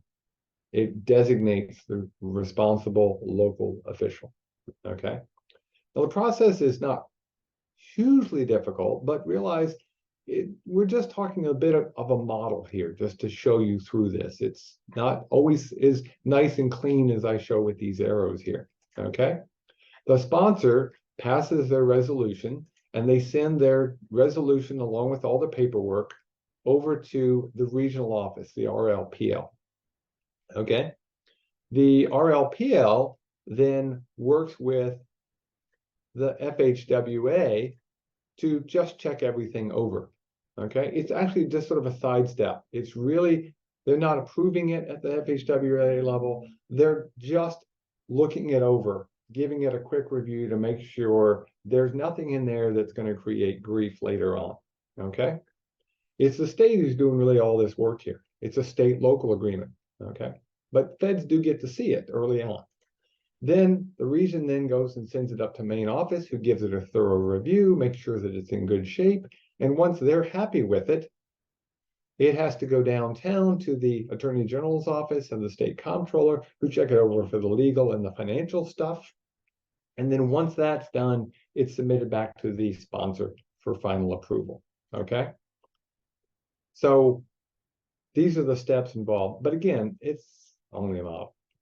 It may have a slightly different process. There are times when the main office looks something over and contacts the division office and says, hey, FHWA, we're not sure about this. Can you look it over? At some point in the process, it has to get assigned PIN numbers and things to go in the federal system. When that occurs, exactly may depend on the project. Okay. So just be aware of that. FHWA is not actually approving it, but they will be reviewing things to put it into the federal system, and they'll be looking things over. Okay. Here's the key. Before you move forward on the project, you have to have this SLA, this state local agreement, this agreement for federal aid expenditures in place. Okay. So if there's no authorization, you're not going to get reimbursed. So if you've got a project to replace a bridge and you want to hire a contractor to start working, you can hire him, but anything that gets spent between the day you hired him and the day the SLA was actually sent back to you from the Attorney General's office, any expenditures in there, you're not going to get reimbursed. So you have to wait for authorization before you move on to the next step. So keep that in mind. That's really important. That's why when you see those steps in the big circle that talk about authorizations, don't move on until you've had the approval in place. Because this is essentially an agreement that essentially obligates the state and the feds to reimburse you. So you want to make sure you have that in place so that you know you've got an obligation to get the reimbursement from the state and from the feds. Okay. So we've done our planning. Again, we could spend a whole day just on planning processes. There's some pretty cool videos and definitely some of the chapters in the local projects manual you want to look at. Well, what I really want to spend the rest of our time before our next break with is talking about scoping. I would say scoping is something that we don't do enough of. We probably need to do more of it. So let's do a good job of scoping. And again, there's a lot of details in the LPM. There's 6, 7, 8, and 11. And then there's another thing called the PDM, or Project Development Manual, from the state. which you may want to review, and it's linked in your handout. You don't have to memorize it, and you don't need to go looking at it right now. But let's just talk about this. So scoping looks like a pretty short process within the big circle from the state, but it's a really important one. At the end of this process, you have hired a consultant, okay? Now, you may hire a consultant early on and then do some scoping, but I can tell you right now is the time to be thinking about scoping. So let's talk about scoping a little bit.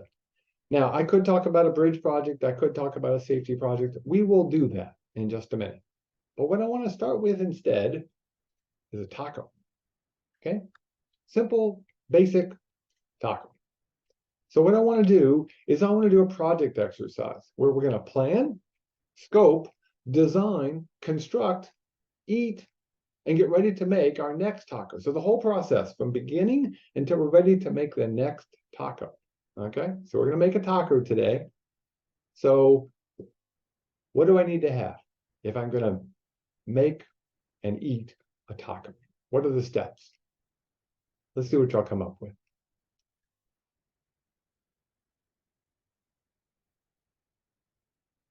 You got to have resources, but what resources to make a taco?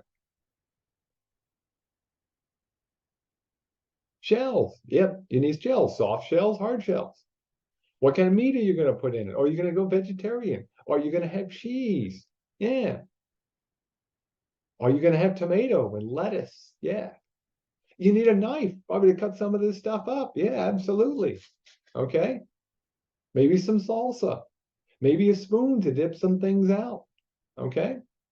What sides are you going to have with it? You're going to have sour cream, or you're going to have jalapenos I see on there? That's cool. Good. Okay. We missing anything yet? I can see 4 things that are still missing. Before I eat a taco, I want to make sure I've done. Someone put a plate. Okay, we got one of them. That's good. A plate's a good one. Someone has napkins. We got a napkin. Okay, we're getting there.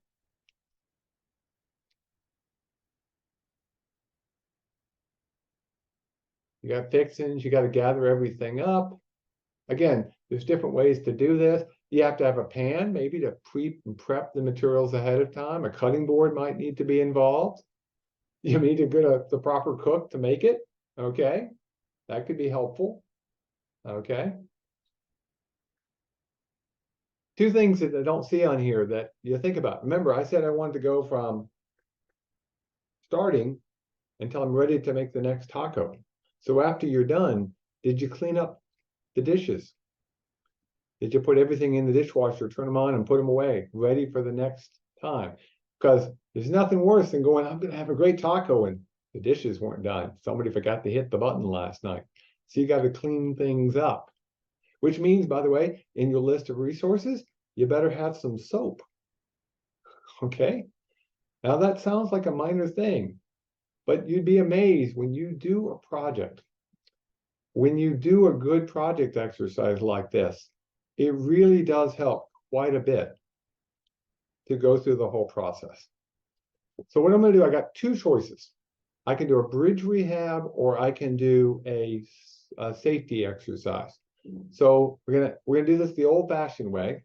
I want you to raise your hands if you'd like to do a bridge exercise. Raise your hand if you want to do a bridge exercise. We'll give you about 15 seconds to put your hands up. We're using the democratic system here. So we've got 11 people. Okay, now I'm going to lower all of your hands. Raise your hand if you want to do a safety project, safety improvement at an intersection. See how many we get. Give you about another 10 seconds. Going to be close. Going to be close. Okay, we have our winner. Our winner today is a bridge project by 1 vote. Pretty close. Okay. So if I'm doing a bridge project, let's just say for the sake of argument, we're going to be replacing the bridge. It's a little cleaner. We could do a rehab, but let's just, for the sake of argument, we're going to replace a bridge. It's an old bridge. We're going to be putting a new bridge back. And let's just assume it's going to have beams and a deck, and we're replacing the abutments. Keep it simple. Okay? What's involved? Write down the steps. What do you need to have? What's in your scope?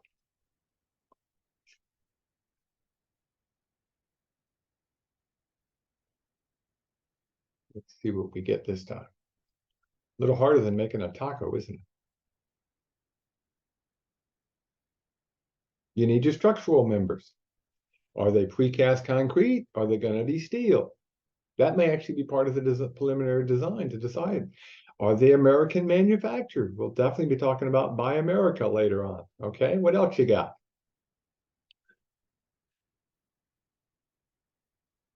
Who's going to do it? Is it internal? Is it a contractor? Is there any hydraulic things you got to work out? What's the condition on the site? Yeah. Did you do your geotech ahead of time? Did you do your drilling, your borings to make sure what's underneath? Did you do a survey? Okay. What's the right of way, for instance? Nobody's put that down. There we go. There's right of way just popped up. Absolutely vital to have the right of way taken care of. You have to own the right of way in federal aid projects. Yep. Okay. What else you need? You may need permits. Are you going to have a detour or not? Is there going to be an on-site vehicle or pedestrian detour? What permits might you need? Okay. And of course, all this comes back to funding, utilities. When do you close it? You don't necessarily want to close it during the middle of the school year. Yeah, somebody put in there the State Historic Preservation Office or the historic and preservation issues you got to deal with. And we'll talk a lot more about some of these details over the rest of our time this morning. But this is a great time to walk through the entire process.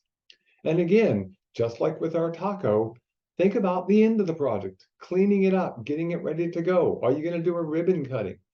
What's going to be the maintenance later on?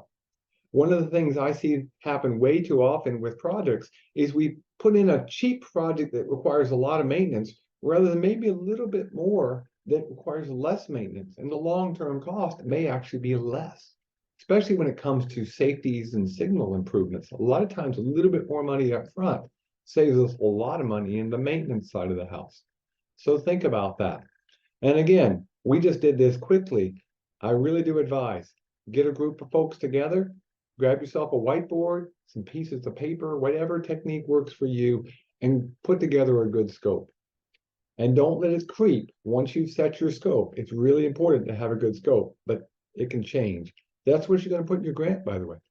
So that's why this is actually a better time to do it than after you've gotten your grant. Okay. And again, we could have done the same thing for safety improvement.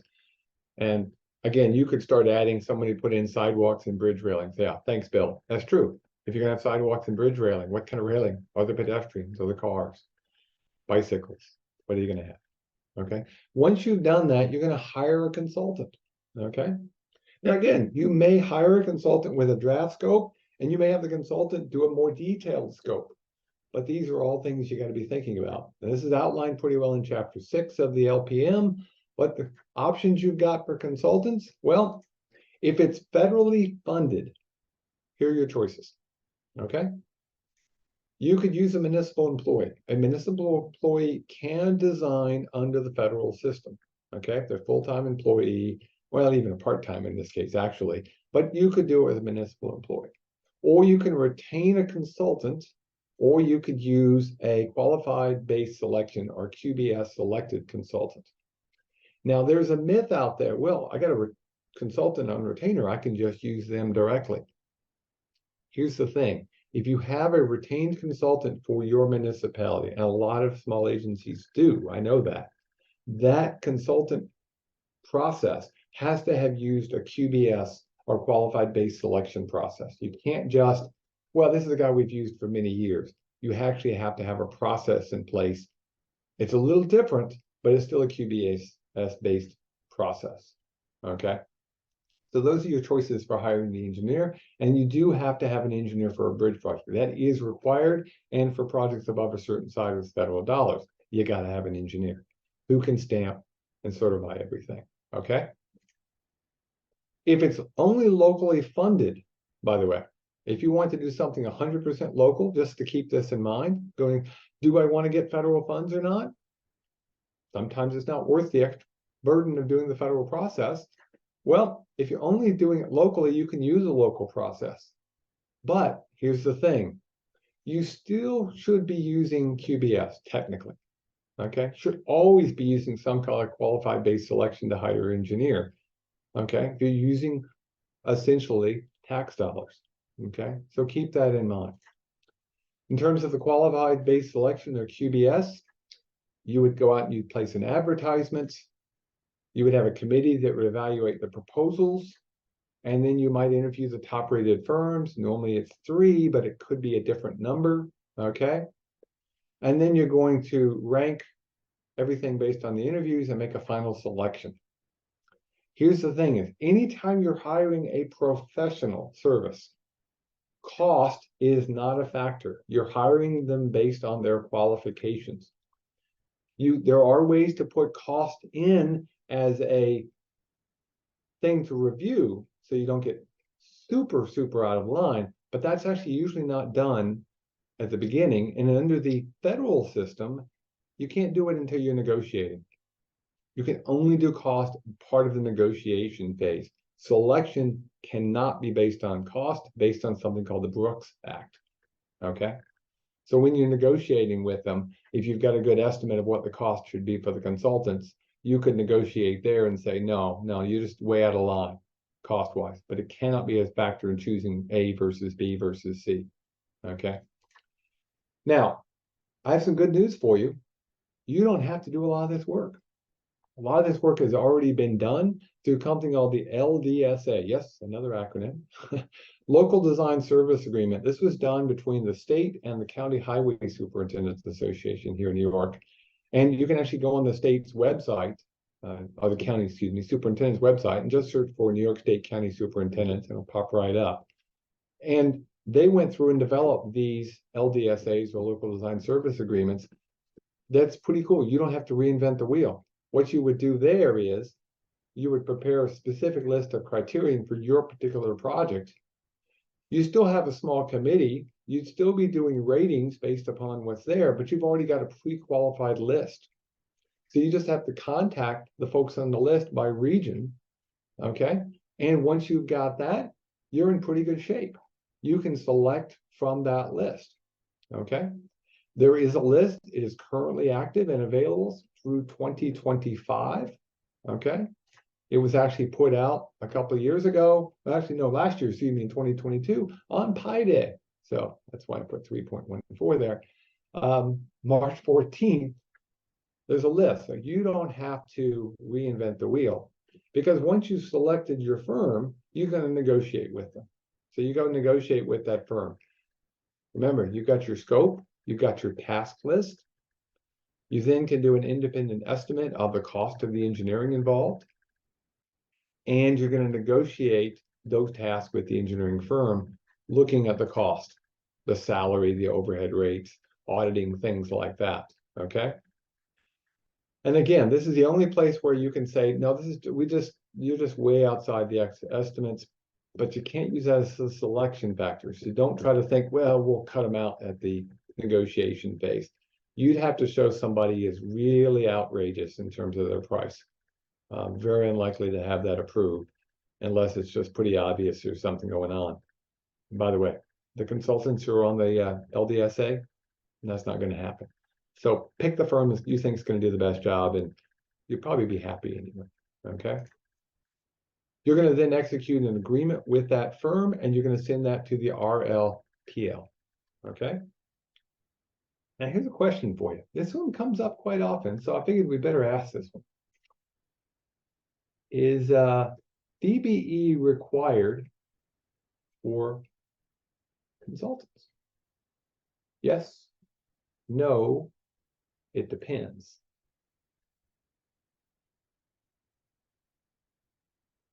Let's see what people think.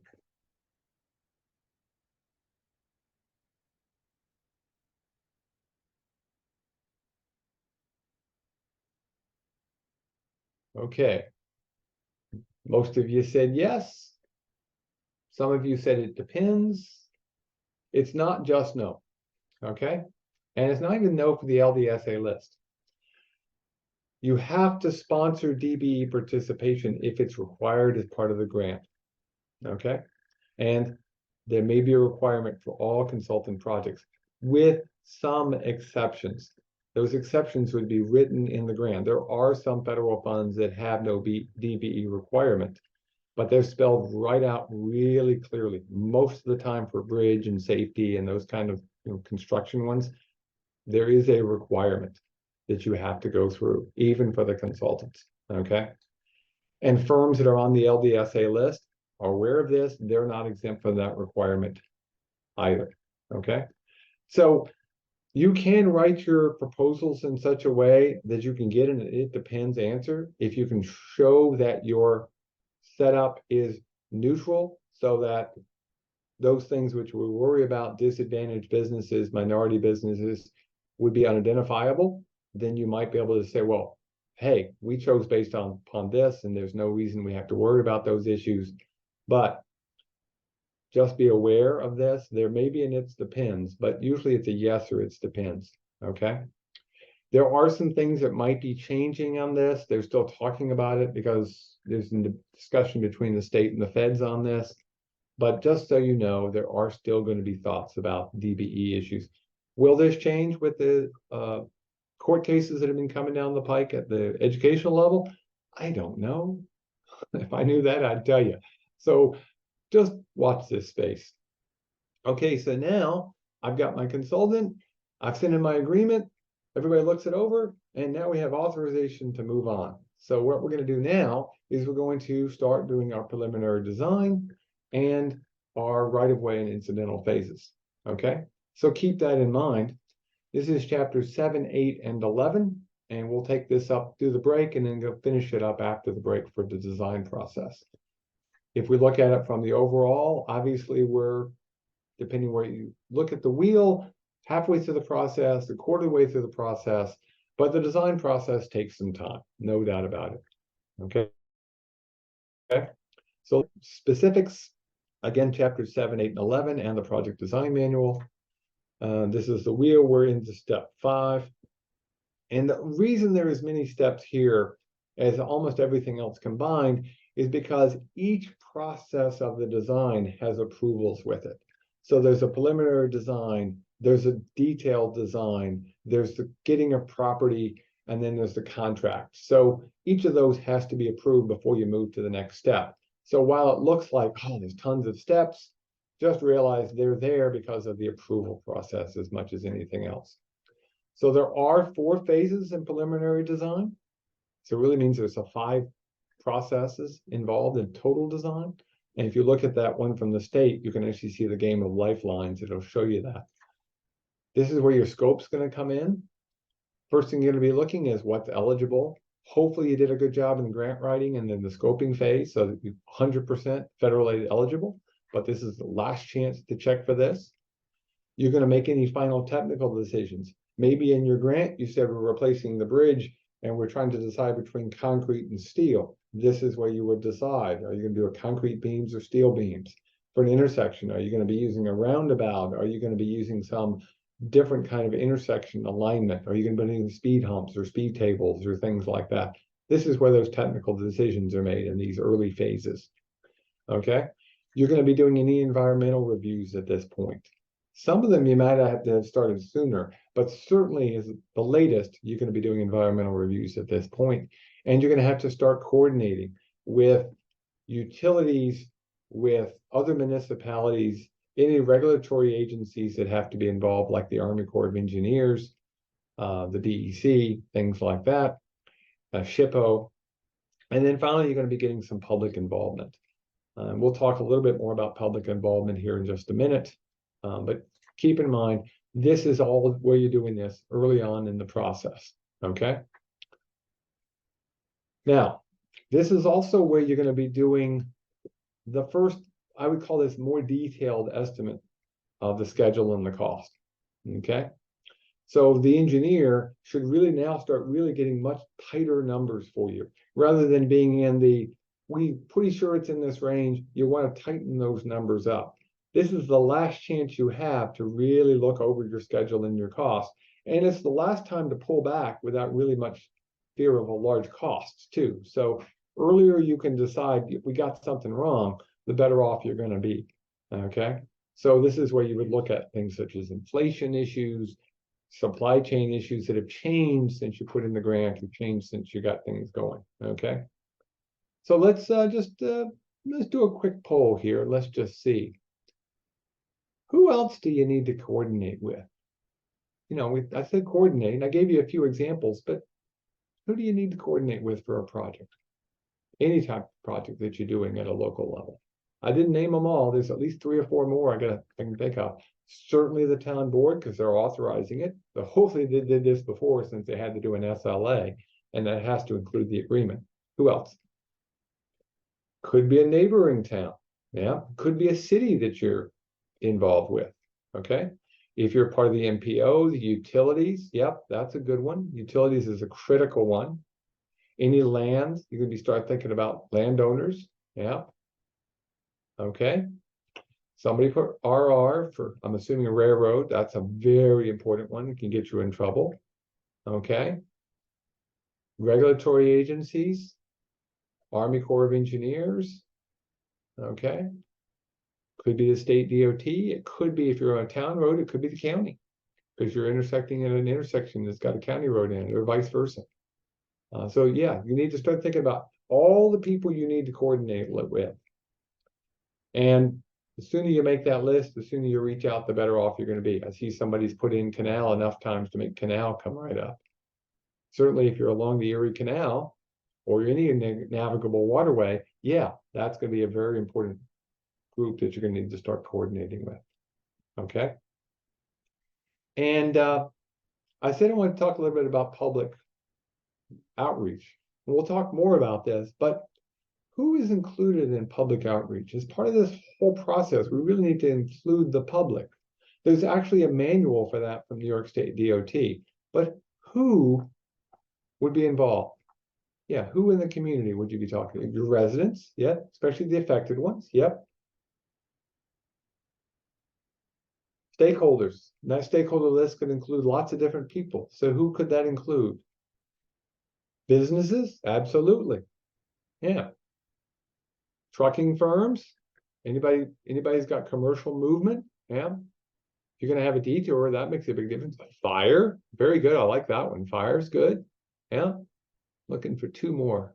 Senior communities? Yep. Schools? Very good. Yeah, schools, things like that. Yeah. And this should really be described in your design process as part of your design approvals. You're going to be listing who is involved in public involvement, who's going to be notified. You know, a lot of us have got our kids going back to school now. Would have been really fun. Think about it, starting a project and you forgot to tell the school, and they had a school bus that wanted to use this road as a route, and you had it closed off. Okay, so make a list of who has to be involved. And again, this will need to be included in your design approval documents. And yes, there is an official design approval document. Okay, now I'm going to take a slide detour for just a second, but it's a very important one. In federal aid to do work, you have to have the right-of-way in writing. Okay, there are no roads by use with federal aid. You have to have a right-of-way, preferably owned. There are some ways to do it with easements, but it has to be a written easement. It has to be clear, the boundaries, the meets and the bounds. Okay, so when you're looking at the right-of-way incidentals, it's part of your design report. Okay, and the reason you have to do this is something called the Federal Uniform Act. Officially, it's the Federal Uniform Relocations Assistance and Real Property Acquisition Policy Act. Everybody calls it the Uniform Act. Okay. And there's also another act on federal right-of-way and real estate. And New York State has its own process. It's under the eminent domain procedure law, but it doesn't require you go through eminent domain. It's just the last step in the process. If you have to go to eminent domain, what could be done. But essentially what it comes down to is you have to have the right-of-way in writing. Okay? And somebody has to look this over, not just the agency. A secondary review is required. This could include title searches. You need to prepare what they call a brochure listing all of the properties that are involved so that someone can clearly know this is or in or out of the right of way. Any maps or deeds that have to be prepared. That's why a survey was so important. You'll put that in the last one. That's good. You got to have a survey. And then you're going to be doing property appraisals, independent property appraisals, and you're going to prepare a table of properties to be acquired. Okay. You are not buying at this point. Don't start negotiations. Okay. You're not buying at this point. This is where you're just making a list of what's involved. Okay. But the detour I want to take has to do with the fact that 80 to 90% of the local roads are roads by use. And as soon as we're done with this, we'll take our second break. Here's a simple way to think about roads by use. A road by use means you don't have a piece of paper, a deed, or a written easement. And it's been used by the public for 10 or more years. Okay? So if I take this picture right here, I want you to tell me the edge of the right-of-way for a road by use. Go ahead and click on here. Tell me what the edge of the right-of-way is by use.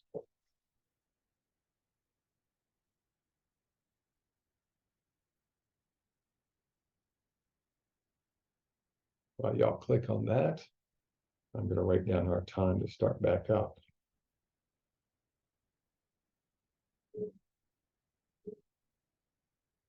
Here is exactly why Federal Highway Administration and the law doesn't want you to be using something without a piece of paper.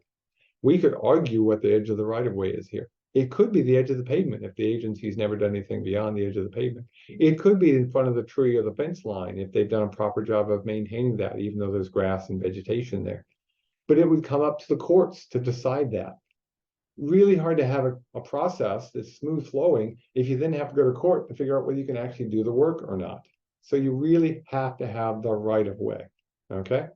So we're going to take our lunch break. Okay. We're going to give you 45 minutes for the lunch break, and then we'll finish up the discussion on right of way after we get through with lunch. 45 minutes, I hope, is enough time. If everybody's okay with it, though, I might start up a couple of minutes early. We can get done a couple of minutes early. So raise your hand if you're willing to start up at 11:30. We'll just cut it down to about 40, 41 minutes. Raise your hand. More than half of you raise your hand, we'll do that. Let's see how many of you raise your hand. 8, 9, getting close. Need a few more. I know I got a couple of repeats. 12:30. Yes, I meant 12:30. Sorry. Yes, 12:30. Sorry about that. Yeah, 12:30. 12:30. Okay. Yep. Okay, we got half of you. We're going to start back up at 12:30. I will update the slide. It will say 12:30 in a second. And now remember, keep putting in your questions. I'll leave this active. This poll activity is active. You can leave that active, and I'll see all of you at 12:30. I'm going to eat my lunch too.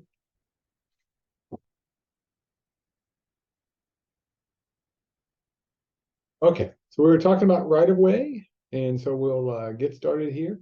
Finish up our discussion on right-of-way just as a couple of examples. You definitely want to get your right-of-way surveyed, and you need to make sure you know what the actual right-of-way is. If you see something like AHB, that's an approximate. That may or may not be the exact boundary. And so you really need to make sure you know what the right-of-way is. Here's a survey that was done, and if you mark where the sidewalks are, you'll notice that it goes right over the top of the line that says approximate highway boundary. If that is the actual highway boundary, the sidewalk may or may not be in it. It really needs to be behind the sidewalk, okay? In this case, it is just behind the sidewalk, but do you need extra room, or could you do it with a temporary easement? You might be able to, but again, what do you need at the end is a permanent easement and, or better yet, a written right-of-way. Another example of things that have caused people some grief, and there's the lines for you to show you how it goes in and out. Here's one that really complicated, gets very difficult sometimes to see. So again, take some time, plot things out. Here's the actual sidewalk. The sidewalk ends, that could be an ADA issue. And then there's a sidewalk on the southern side, right next to a building. You can actually see it says brick steps. And so if we start looking at the boundary lines, though, on the actual deeds, oops, the road had drifted or got put in at the southern end of the actual deeded boundary. So the sidewalk and any work there is actually outside the right of way. So these are all issues we got to think about. So, you know, in this case, that's the one I just showed you. Where would you put the southern edge of the needed right of way, assuming that you wanted to at least replace that sidewalk? What would you need to have? Okay, and I'll show you this as the sidewalk's highlighted, so it's a little easier to see. I'll go back and let you put a click on here. Plus, it'll wake you up from your lunch. What is the southern edge of the needed right of way in this case?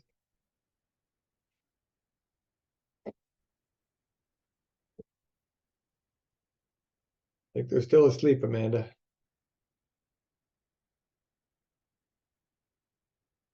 Or nobody's brave. I don't know which.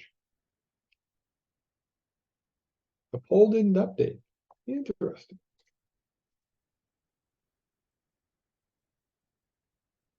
Let's try here. Let's see. Let me just do something because I certainly don't want this to have a problem with us later on.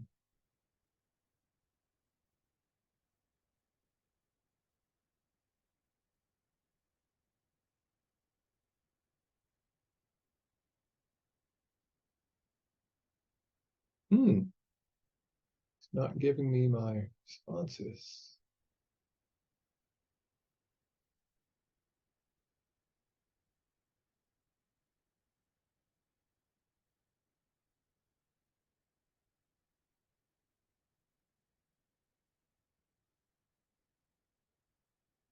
Try that. See if that worked. If not, yep, here come some of the answers. But only on my poll everywhere.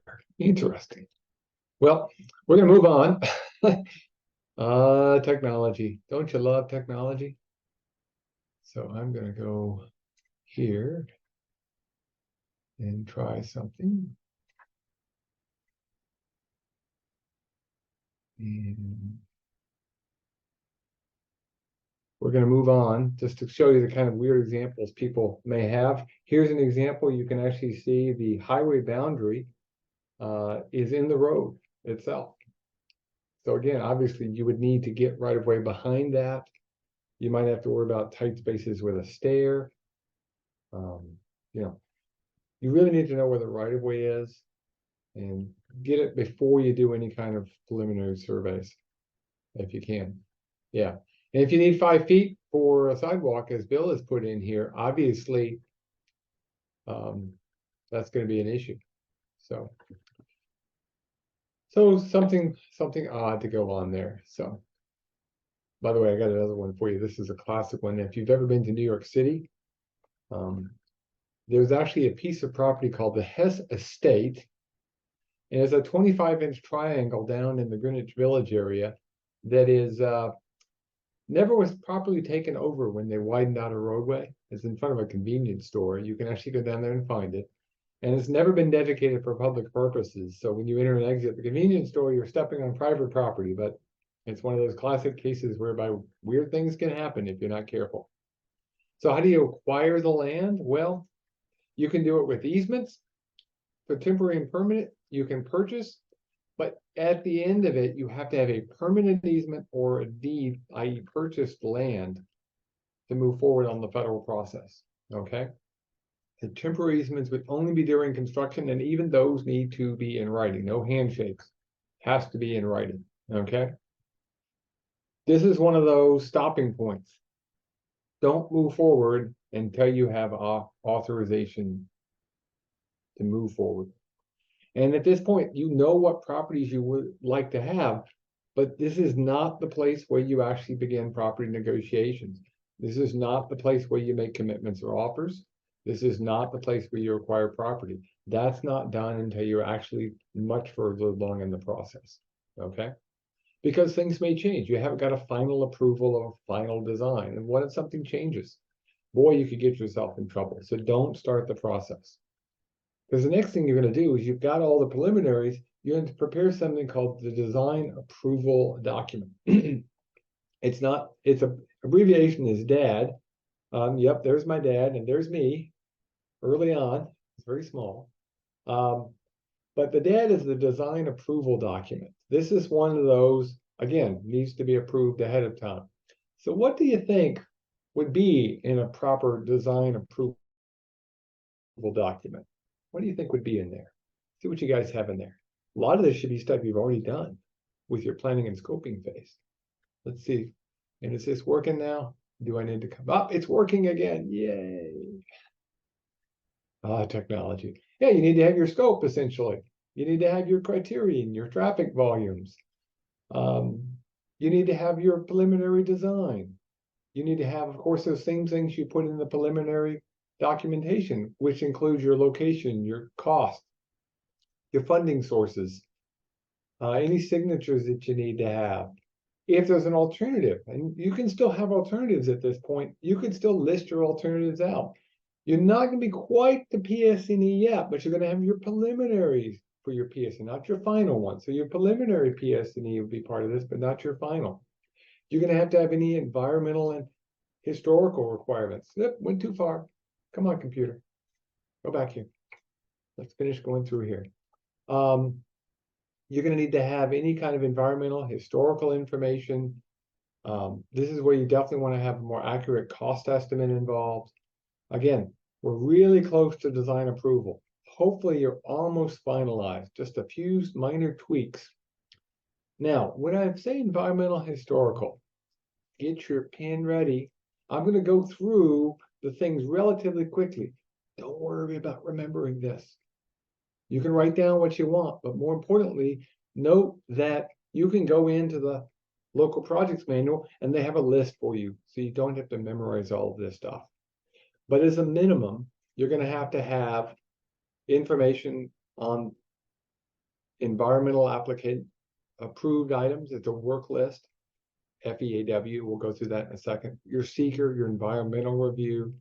There's the Endangered Species Act, the Central Fish Habitat, Clean Water Act, Historic Preservation Act, and something called the U.S. DOT Act of 1966.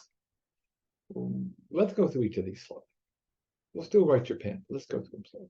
The first one is the Federal Environmental Approval Worksheet. Again, it's a worksheet. It's there to make sure you don't miss something within your National Environmental Policy Act, i.e. NEPA. So again, there's a form to help you out. At the same time, you may want to look at your state level or SEEKR Act, State Environmental Quality Review Act, okay?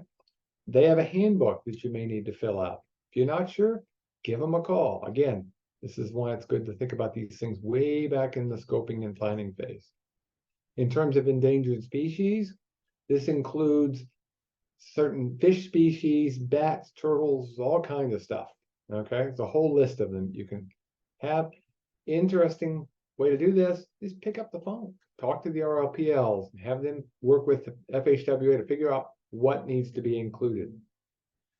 There's a list. This list does change over time, okay? And all this information is available. You don't have to memorize any of it.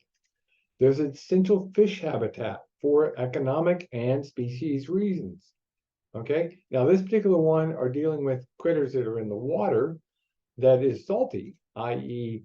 the Atlantic Ocean, Long Island Sound, and large parts of the Hudson that actually have a salt environment to them, tidal areas. So those are going to be places you have to worry about certain species like herring and flounder and things like that. But of course, we also know that while it's not part of the essential water habitat at the federal level, there's things like trout streams in freshwater areas through the DEC. So again, think about these environmental issues. Can you mitigate something ahead of time? Certainly you got to look at wetlands. Anything less than half an acre, there's some streamlined techniques out there, but anytime you're touching a wetland, think about trying to mitigate the issues. And we shouldn't be doing this just because there's paperwork. We should be doing it because we really want to protect those wetlands. They are valuable. They're a very important process. You may need to do a permit through the Army Corps and DEC through Section 404. The key here is you don't want to have a net loss of wetlands during the building of the project, okay? There's historic preservation. Ask yourself, does the project have the potential to cause an effect on a historic property? If you're not sure, there's help. There's a cultural resource information system available. Again, this is all linked. You don't have to memorize all of this stuff. There's certainly things you can deal with. NYSLTAP has folks that will help you figure out whether or not it needs historic designations or not. And then the one that you're probably like, what the heck is the US DOT Act of 1966? Section 4F to be particular. It deals with parks, recreation, and historic resources. Okay, i.e., wildlife refuge, any place that's a historic site that is eligible, even if it's not listed on the National Historic Register. Okay, a city or town park would be included in this as well. And essentially, what it says is you identify these properties that meet this criteria, and then FHWA is going to go, well, you know, what you're doing is pretty minor and no big deal. De minimis, as they call it, like the old Latin, you can move forward. But if they don't, then you're going to have to do an evaluation and figure out whether or not you need to do something else. And de minimis really means there's no changes. You're really not doing that much. You're near it, but you're not affecting the park, the historic site, things like that. If you are going to affect them, you have to have an agreement for things such as the use of a historic bridge, a minor involvement with the historic sites. Even if you're just dealing with a walkway or a bikeway, you're going to have to actually go through the process and have an agreement to make sure that when you're done, all the trails, all the bikeways, all the parks, all the historic things are still there and in good shape. Okay. If you're going to be doing all of this activities, the key is to remember that the transportation project has to have a net benefit. Okay. A net benefit if you're going to make any kind of changes to those features. Okay. Otherwise, you really shouldn't be touching those features. You should leave them alone. Unless, of course, your project is to make them better. And then you get a net benefit. Like if you're taking a trail that only goes from point A to point B and you're making it go to point C, that's a net benefit. Write that down. Take advantage of it. Okay. Now, all of this means you got to have public meetings. I'm a huge fan of public meetings, though truth be told, I've already held one. I held a meeting way back in the scoping phase. It's not a requirement, but it's a really good idea. And that particular public meeting is one where you get information from the public before you do your scoping and ask them simple questions. What are they willing to accept for detours? How much, does this preliminarily cost, and what ideas do they have to make it better? You'd be amazed if you go and work with the public. They'll give you some pretty good ideas. Yeah, they might give you some crazy ones, but take everything, distill it down, and get them on board. So when you hold the public meeting, don't hold the public meeting downtown at the city hall in the middle of the day. Hold it at the local fire company, 500 feet from the site, or hold it at a VFW at an evening event. Get them involved, maybe have them bring some snacks or something, I don't know, but make it informal, that first one. Because here, during the DAD process, this one, if you've got it, and sometimes you have a requirement for that in the process, it has to be formal. You really have to go through a formal process, and there you might have to hold it a more formal location. By the time you get to this stage, though, you're really just telling the public what you're doing. It's better to have done all of that back in the scoping and planning phase if you can at all possibly do that. So you put all this together, and again, we could spend a whole day on the DAD, but I'm just telling you, this is a very important document. I wish we had more time. We would spend more time on all of this, but this is essentially the beginning of the end. Once you've got an approval for the DAD, you're really ready to go. So you need to have locked and loaded everything you've got ready to go. Design, cost, environmental, right-of-way, everything is set. Stamped by an engineer or an architect as needed. And then you may need to have additional approvals depending on if you're involved with the national highway system or the state system. But once you have that, hey, we're really getting close. We're moving forward. We're going to now do the final detailed design where we start really getting into the nitty-gritty. This has been preliminary up to this point. So we're going to be looking at both the project development manual and the highway design manual, and we're going to be doing our final phases. And there's a couple of phases involved. This is where you're going to be getting your permits. This is where you're going to be pulling out the state's highway design manual, making sure everything you're doing meets the highway design manual. If you're getting federal aid, you have to follow the state specifications unless you get approval ahead of time because of something that's not in the state spec. So you have to follow the state standards unless you get approval ahead of time. So keep that in mind. Most of the time, you just want to follow the state standards. It's a lot easier and faster. Now, finally, we can acquire property. This is described in a lot more detail in Chapter 11 in the LPM, Local Project Manual. And the process for getting right-of-way is, you notify the people. And to be honest with you, they probably know, but now you do an official notification. You'll do a written offer of just compensation. You're supposed to pay them for it. You're not supposed to say, well, I'll give it to you. Really, you should giving them just compensation, okay? It means you can't just give them what they want. You have to have done a title search and you have to have done a proper job of what is the value of that particular property. Can you pay them for the use of that property? Yes, to a limited extent. We did a project when I was still with the county where we took some vineyard. We were able to pay for the cost of the 3 years of loss of that vineyard until the new vineyard could be put in place. But we couldn't pay for vines for the rest of the life of the owner. That's unrealistic. So it has to be just compensation, okay? So it should be essentially fair market value. And there's people who do those assessments, and that's part of the process before you get the DAD approval, okay? Now, you're going to be doing your payments.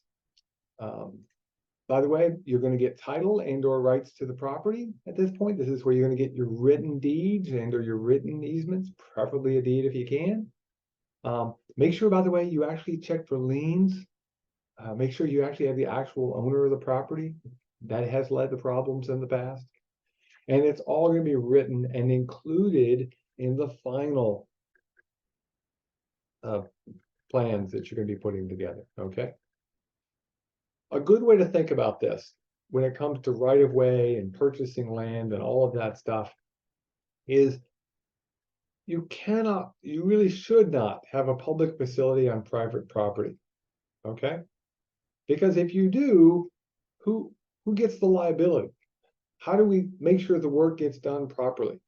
We should never have a public facility on private property. That is why the highways by use and streets by prescription laws were written, so that we wouldn't have private property with a public facility on it. But because of the way the law was written, we actually do. Our roads mostly sit on private property with just an easement for that road on top of it. It can create issues. And at the federal level, no, we can't do that. We got to have more than just an easement by use. It has to be an easement in writing or a deed, okay? So before you're done, you had that list you created of properties you needed. You're going to have a clearance certificate for every single piece of property that you've got in your system. And you got to do that before you can do any bidding, okay? So you're going to have a clearance certificate for every property. And in some cases, they can be literally hundreds of pieces of property in a big project in a densely packed urban area. So take your time, give yourself time. You want to get that. It really does help. Okay.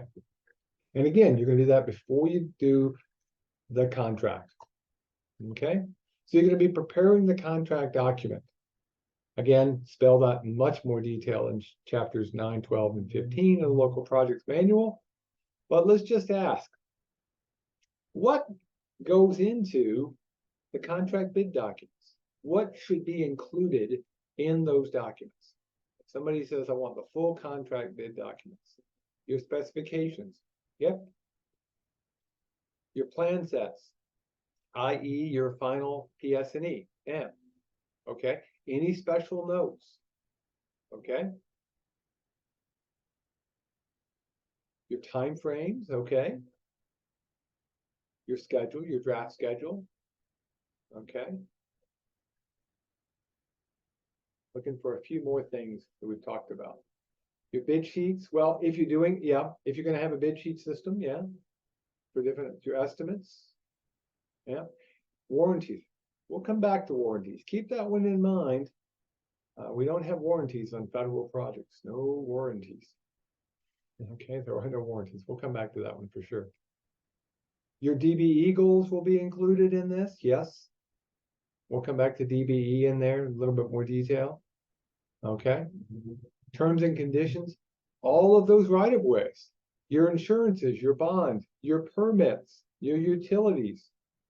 Okay, any sign-off in environmental or utility issues.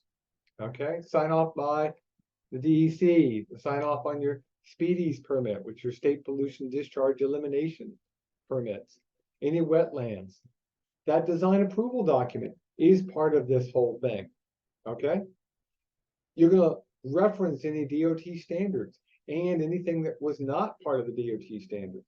Okay, and then of course, if you are on the state or the national highway system, you're going to have additional activities and items. Okay, so let's just see, did we get everything? Final plan, yep. Construction management plan, ooh, we'll come back to that one.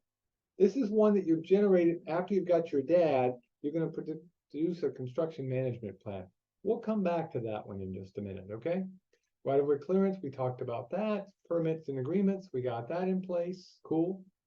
Once it pops up on screen. Pop up on screen. Thank you. You're going to have your design approval documents. You're going to have a licensed professional responsible for the design. In other words, the engineer of record, their name needs to be on here, okay? It needs to have the signature or authorization of the sponsor. Local projects, that'd be that are responsible local official, signed by them or approved by them in electronic form for some cases. Again, additional approvals are needed on the state system. And yes, part of it is a detailed engineer's estimate. Okay. Now, you're probably going, how do I remember all this? You don't. All of this is listed in the LPM. You don't have to memorize any of this. And so in this case, you just can reference other things. You don't have to put a whole spec book in there. You just reference New York State DOT specifications. Any special specifications, i.e. something not in the state specifications, has to be approved ahead of time by the state DOT. And if it's really odd, they're going to take it up the chain to federal highway, just so you know, but they have to be approved ahead of time. Your right-of-way lines need to be part of the drawing so people know where the right-of-way is, okay? And if you've got temporary easements, you even mark those. It says, we have a temporary easement during the project for this, at the end it goes back to the owner or whatever, okay? Some federal provisions that have to be in here, okay, in your contract bid documents, some standard clauses. Federal Davis-Bacon wage rate, prevailing wage issues have to be included. You have to tell people up front. Any WICS laws provisions that are at the state level for buildings have to be included, okay? Alternative bids. Again, only if approved ahead of time by New York State DOT. For instance, you could, if you're doing a bridge replacement, you could say, bid steel, bid concrete, and we'll pick the lower of the two prices. But remember, if you do that, you need to have calculated the life cycle cost so you really know which one's going to be cheaper. If it turns out there's a different life cycle cost, maybe you want to change which one you're allowed. But if they have the same life, same overall cost, yeah, you could put an alternative, but it has to be approved ahead of time. Things you cannot include in your contract bid. Proprietary items with a big star. Okay. It used to be not allowed. You couldn't do anything proprietary. Now you can include proprietary items if you can show there is no reasonable alternative. And New York State does have some restrictions as well. State DOT can add and does add some restrictions.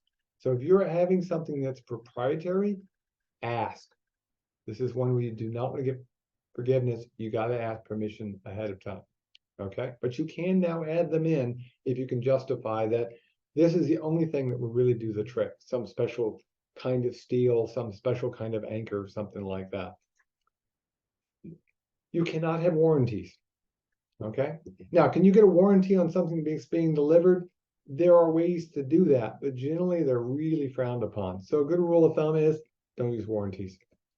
write it in such a way you don't have a warranty on the system. Because the problem is, how do you go back on them in the case of the way this federal system works? It'd be almost impossible. So warranties, no. You can't do retainage because of the payment process with partial payments. There's no retainage. You don't hold stuff back. Now, you don't pay for it until it's done. That's the point. You're only paying as you go. So that's the local agency, you pay as you go. So you should be fine, no retainage. And of course, you need to check to make sure that you don't have a language that conflicts with any federal requirements that are out there. Okay. So we're using either competitive bidding or force account. That's your choices. Okay. So you could do a competitive bidding, we choose A or B or C or D. You can do it with force account, your own forces, but you have to get pre-approval for that. And you have to show there's a public interest or cost effectiveness involved. Maybe, for instance, the county has a bridge crew and the kind of work you're doing is something they've been doing for a long time. You'll get approval, you can keep doing it. But you have to show that there's a public interest and it's cost effective to do so. Now, with, again, a big star, design build is not allowed on local projects. It is allowed on some state projects. There are some limited exceptions for the folks in New York City, but as a general rule of thumb, design build is not allowed. If you're thinking of using design build, go ask before you even think about it. If you're not on a state road or not in New York City, don't even ask. Okay. Some typical issues that come up, okay, but they'll come up often, but just to bring them up, these are things that have come across and been problems for folks. They want to use furnished materials. Probably the example that most people know about is the old parts of the old Tappan Zee Bridge, the panels, okay? As long as there's a public interest finding, i.e. prior approval, great, and that's what happened in this case. They were able to be used for bridges because they were able to show there was public interest in reusing these. Again, using proprietary items, if there's an equivalent, that equivalent has to be allowed. And again, you need to get pre-approval on those things. If you're going to have to store or dispose things, you have to designate that site ahead of time, and you have to make sure environmentally that it's been taken care of. You can't just let the contractor go dispose of things. That needs to be included in the whole process. And again, warranties, my advice is stay away. It would have to be very limited anyway, and it's really hard to enforce. Okay. Better to have a testing program in place when the products show up on site. Some other contract issues that come up that I know you'll have heard about, and again, some of these are listed in that acronyms and definitions page in your handout. Buy America is probably the big one that a lot of people know about. There have been some recent changes in the Buy America rules. They are still working out the final details, but just keep this in mind. Anything that's got steel and iron in it, any manufactured products, and any construction materials are included in Buy America. There are some waivers for limited things, okay? So for instance, construction materials such as aggregate, gravel, cement, that's not considered a construction material, okay? So that might be included in the waiver. But if you make a concrete beam or you buy one from a contractor, it is. So precast concrete would be counted in that case. So if you're buying outside of the United States, you're going to have to show that, get a waiver ahead of time, okay? And manufactured products have to be manufactured in the United States unless there's no alternative. And again, you have to get permission ahead of time. How much foreign material can you have before you hit these problems and have an issue to deal with? Well, it's pretty small, okay? It's only 0.1% or $2,500, whichever is less, okay? So it's if you've got a $2.2 million contract, 0.1% is only $2,200. So it's really $2,500 until you get over a $2.5 million contract, and then it's only 0.1%. 0.1. You can get a waiver. Yes, I'll admit you can get a waiver. They show up every day in the Federal Register. I get the Federal Register every day. I always scroll down to Federal Highway and look.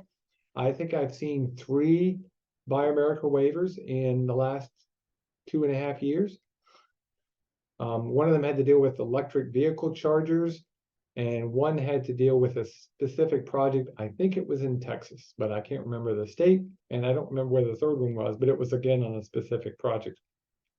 They're rare, and they have to be approved ahead of time. And one of the things to realize, schedule is not a driver if the project is made in the United States. This is an act of Congress. This is not something that can be waived. Okay? So when should a waiver be considered? Truth be told, the design phase. You really need to go back sooner than that. This design phase is probably too late. I think if you're going to be thinking about waivers, you need to be thinking about it almost in the scoping phase. Design is the latest you should be thinking about it. You certainly don't want to be getting all the way down to a construction phase and think I'm going to get a waiver. That's way too risky. Okay. Now, some examples of when people have gotten waivers, as I said, the one that I know about is the chargers. Electric chargers got one because there's just not enough made here in the United States currently, if you've got that. And that was because there was considered a public interest to do that. But if the product cost would be much more expensive, for instance, 25% is a typical rule that's used. You know, if it's 25% more expensive to have it made in the United States, you can go get it outside the United States. If there's not sufficient quantity because you needed a special product, a special steel, a special cement, special stone, you could get it. But again, these all have to be approved ahead of time. And again, I've seen 3 of them in the Federal Register that in 2.5 years. I may have missed one, I'll admit it, but they're pretty rare. Okay. We need to do civil rights reporting. Chapter 13. No, this has not changed. If it does, we'll certainly let folks know. But this all goes back to Title VI of the Civil Rights Act. What can not be counted as reported is one thing, but you still got to do the reporting no matter what. So you got to report for disadvantaged business enterprises. Okay. You've got to report for equal employment opportunity, 2 of the most famous acronyms in the system.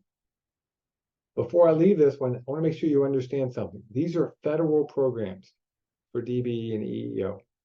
There is a state program that's listed as MWBE, Minority and Women-Owned Business Enterprises. Okay? There's also a state disadvantaged, Service Disabled Veterans Owned Business, SDVOB. That's a state item. Neither of those are on federal projects. You cannot have the state MWBE program in a federal project. Okay, so if there's federal dollars, you're using the federal program. So keep that in mind. Those programs are for state projects. If you're doing a Culvert, New York project that's all state dollars, yeah. Otherwise, you're using the federal program. And the goals are set and they're tailored based upon the type of work and where you are in the state and the availability of work for people who have a disadvantaged business. I will not promise you that they're perfect. If you think something's off, you need to say something. Okay? But barring somebody saying something, those rules are set up. There's tools for that. Okay? It's based on a percentage of the bid. Okay? But what happens is the attainment is based upon dollar amounts. Okay? So what's going to happen is you're going to have a percentage on your bid. Say you got $1 million project, and I'll go ahead and pull up the EEO goals as an example. The female goal currently is at 6.9%. The minority goal varies by county. Okay. So it's not based upon the percentage of the amount you spend. It's based upon the percentage based on the bid. Okay. So let's go and do an actual project. DB commitment is 8%. The award amount that puts in his bid for exactly $500,000. Boy, that'd be an amazing bid. I don't think I've ever seen one that big, that rounded, but let's assume that it is. What would you monitor during the project? In the Q&A, tell me, what would you monitor in the project? What would you be checking to confirm that the contractor met the DBE requirement, that they'd hired a certain number of subcontractors who met the DBE, or they themselves were a DBE? What would you be actually monitoring? In the Q&A, what would you monitor?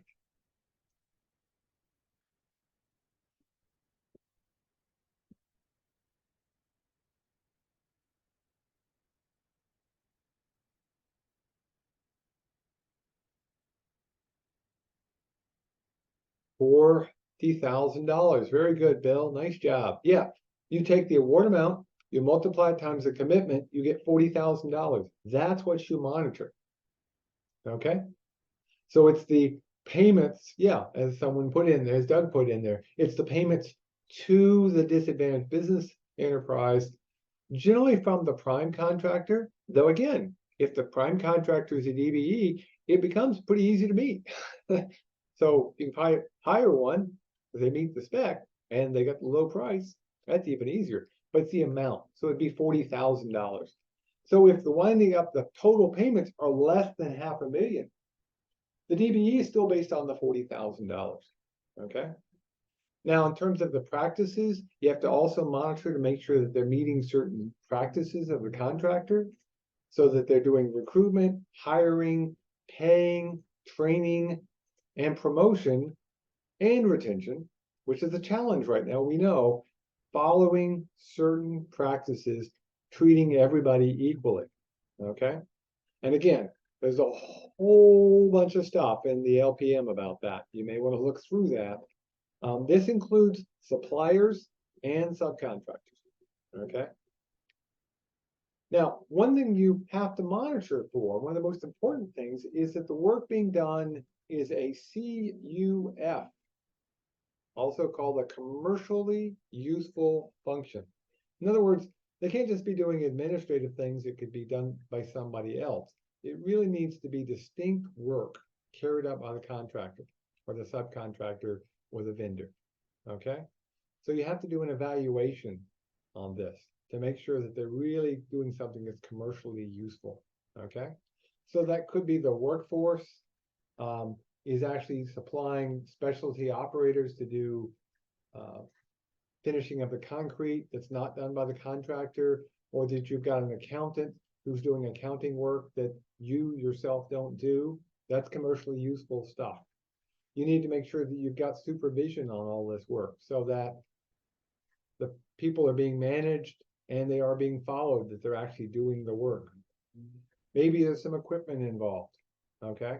That is specialty equipment that only that subcontractor or that vendor can supply. That would meet the requirement of a commercially useful function. Or again, with specialty materials. Now, this review is not just that they're certified. It's that the work that they're doing within the contract is commercially useful. So if you had a company that had specialty equipment, but you weren't using that specialty equipment, that's not commercially useful function. If you were counting drivers, but the drivers were actually driving your own trucks, no, that's not commercially useful functions. You got to have things that it's actual work being done by the disadvantaged business that would count as commercially useful. Now, if you're not sure, there's again, you can go click on it. There are forms available to help you figure out whether it's commercially useful and are you meeting the requirements. You don't have to memorize any of this. This is all in something called the EBO. And again, this is linked in your handout. The forms help you figure out the questions. So you don't have to memorize all of this stuff. And in the 3.5 hours of time talking, we can't cover even close to all the stuff you have to do here. But again, take advantage of the forms. We actually fill out that EBO form here for the work we do as the LTAP Center. So yeah, we have that as well. Okay. So even if you have a zero goal, you still need to fill out these forms. Okay. So let's do a quick case study just to get this wrapped around your brain. Disadvantaged business enterprise is subcontracted to furnish and install rebar on a bridge deck. A review of the documents submitted with the material certifications. So the steel was delivered and invoiced to the prime contractor.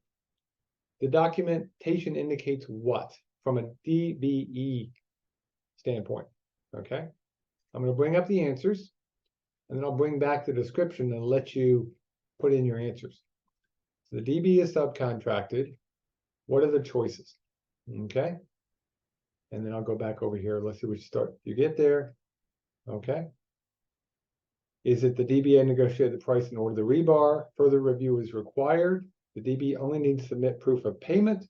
The DB did not do a certified useful function, commercially useful function, excuse me. Okay.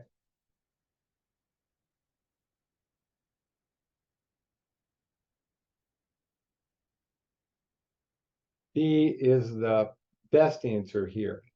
There's just a lot of things we just don't know. Is it likely that we may have not got a commercially useful function because the steel was delivered and invoiced to the prime contractor? It's possible, but we don't really know. Okay. What we really don't know is we have to certify that that steel was actually subcontracted through the DBE. We have to make sure they actually did the installation. There's just not enough detail. Okay. Think about it this way. If you're looking at the choice, if you handed it to somebody who knew nothing about it, could they say for sure that the subcontractor did what they were required to do? And if you can't answer that question with a yes, then you're probably going to have to answer that with at least got to look a little more. Maybe a no, but at least I would always look a little bit more. Okay. Now, when you're calculating all this out, you're trying to do that percentage for the cost. You're calculating the cost. Subcontractors, generally it's 100%. There are some times when it's less. I'll admit that, where you actually discount their work, but that's usually verified during the pre-award or during the DAD or planning phase. Trucks, again, usually at 100%. There are some exceptions to that with owner-operated, but generally 100%. But here's the thing. Trucking only counts if they own and run the truck. You can't hire people to run your trucks. It's got to own and operate the truck. Okay. So you're going to be counting it. You can count it for the whole state. You could count it for your trucks versus their trucks, for contractors, subcontractors, but you got to make sure it's people who are actually doing the work. Regular dealers, okay, they get a percentage drop because there's a distinction made in this case because of the way the drop shipping industry works and supplies work. So you're getting essentially delivered things. You're essentially going to just only be able to do about 60%. Otherwise, you could get somebody who's delivering and they're just doing it as part of something else. So that's why they dropped it to 60%. Manufacturers, that's a nice, easy 100%. And again, service providers, i.e. professional services included, it would be reasonable fees and commissions, overhead rates, things like that. And you have to make sure you work that out ahead of time if you can. So one last quick case study, and then we will move on from DBE kind of things. DB, a fuel supplier firm, is a contract to fill gas tanks on site. So the on-site equipment can be supplied with fuel. That's actually a really good one to do. DB informed the prime they will not be trucking the fuel with their own trucks to fill the storage tanks, but will be renting tankers and drivers to supply the storage tanks on site. On other projects, they use their own trucks. So in this project only, what do you count? The fuel, the entire operation, the broker credit only, or none of the above?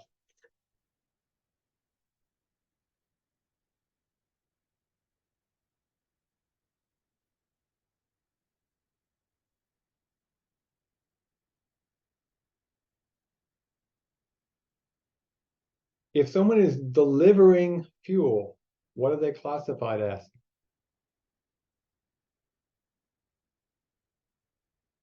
If they're delivering fuel, they're essentially, we'll go back here real quick when my computer wakes up. They're regular dealers. They're not subcontractors anymore. They're just a regular dealer. They're essentially suppliers. Okay. The cost of the fuel, possibly, but truth be told, in this particular case, it'd be most likely to actually be just as a regular, they're just a distributor. They only see. And yet, you're right, a lot of people try to do the fuel only. A lot of people try to see the entire cost. It's actually broker credit in this case they would count, because they're being treated as essentially this third choice regular dealer, i.e. supplier. They're just treated as a supplier at this point. They're not manufacturing the fuel. They're not trucking the fuel. They're not a subcontractor. They're a regular dealer. So they only counted at 60% broker credit only. Okay.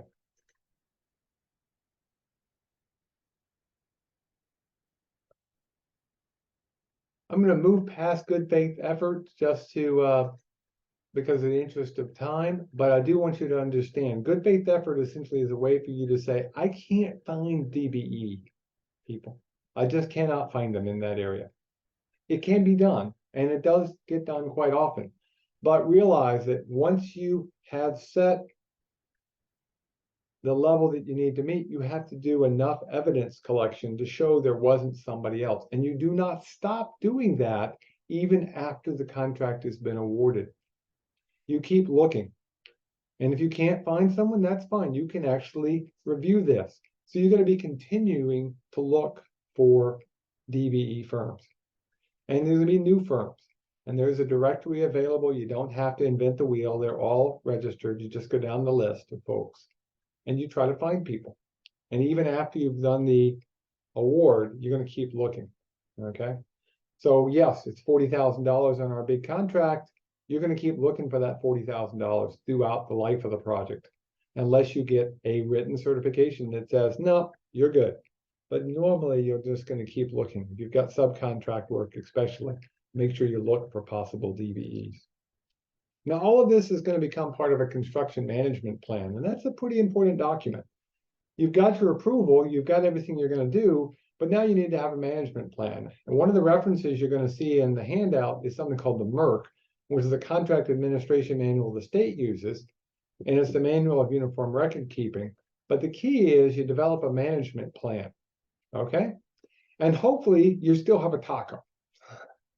Hopefully you haven't turned it into something else. You know, now you got a burrito because you lost your scope way back at the beginning. So make sure you have a plan, meet with the RLPL to go through the plan, write up your list of project milestones, think about your quality assurance, your quality control.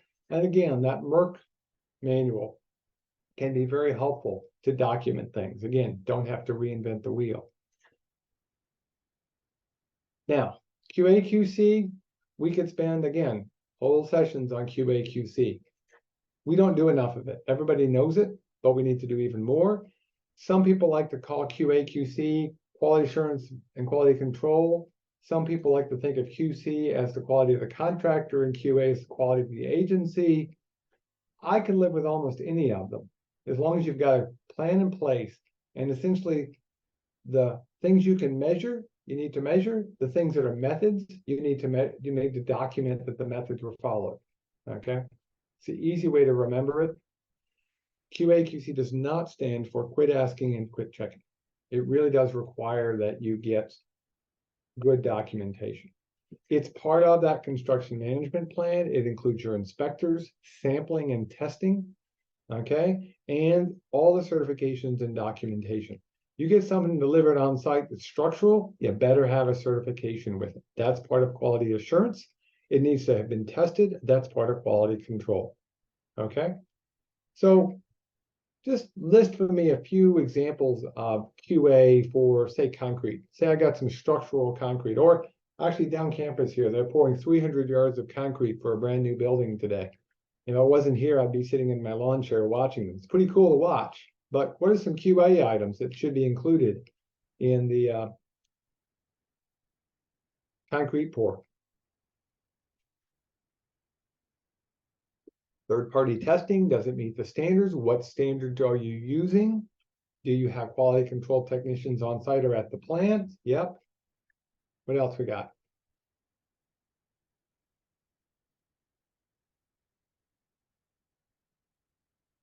Delivery issues, make sure it's delivered on time and transported properly. How much are they adding to the mix when they get there? What chemicals, how much water? what tests were done on site, and then of course the results of those tests. At the plant, you're going to have different things. At the site, you're going to need to make sure, did they actually do enough vibration? Do they have enough workers? That's actually part of the QA process. I was watching them this morning. I'll be honest with you, I don't think they had enough guys down in the hole to vibrate it in place properly. And they were having problems with their finish screeder. Hope they have a backup in place. These are all the things you need to be thinking about. So you need to prepare a QA/QC plan before you get to the actual work. Okay? On a national highway system or state highway, you always are using state specs. You're going to get DOT inspection. That's really good news. And offsite QA, you're going to have to come up with that. But a lot of that, you might be able to rely on state DOT. Just make sure you ask. Any steel items, you got to have certs. Structural concrete, you got to test. Bridge bearings, you got to have certs. Okay. Now, if it's off system, again, unless you have approval, New York State DOT specs, most of the time you're probably going to need to do your own inspection. Okay. There are some limited cases where you might be able to have state inspections, but again, depends how the contract was written. Here's the thing. People go, oh man, it's a lot of time and effort and people. If it was in your plan, if it was in your scope, if it was part of your TACO, you can include it in your grant application and it's eligible for federal reimbursement. But it has to be part of the initial plan all the way back in the getting the contract, getting the funds. Okay. So what are some critical documents for the construction management plan? What do you think has to be in here? Give me just 4 or 5 examples of things you can think of that have to be in here.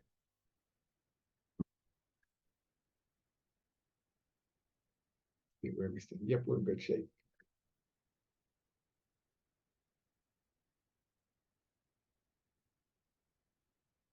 Schedule, compaction requirements for any materials, equipment. Okay. Staff, yeah. Where's the material coming from? Material requirements. Essentially, what you're doing with a construction management plan is you're redoing that scope. You've got a design for your project. You know what you think you're going to have for the TACO. Now you actually open the fridge up and you realize, oh, we don't have this. Can we go ahead and make the TACO? What are we going to change? What is your plan for if the weather turns bad? Yeah, what are your wage rates? All these things need to be included. Okay. Again, you don't have to memorize any of this. There's a list of these things in the standard specs and in the MERC. So you don't have to memorize any of this. You can use others. And if you're not sure, pick up the phone and talk to the RLPO. They can help you out. They're going to help interpret the manuals. They'll help you with monitoring. They will help consult with the main office and with the division office at FHWA. You definitely want to talk to those folks. However, they're busy, just like you. So you have to give them the most important thing and the most valuable thing you've got, and that is time. Don't stress them out time-wise. Give them lots of lead time to make sure that they're in good shape, okay? And they can help you. Now, once you have this, you have your DAD, you have your construction management plan, you can start to build, okay? But again, another one of those ones, until you have everything approved, that construction management plan has been approved, stop. No authorization, no bids. Okay. Now, what's included in a bid? The actual advertisement itself. You've got a construction management plan that has all this stuff. You're not going to have to put all that stuff. I mean, it is public information, but boy, there'd be a lot to put in an advertisement. Well, what goes in an advertisement? Yeah, the scope. That would be a good one. Yeah. Due dates for when you got to put the cost in. Yeah, that'd be a good one. Okay.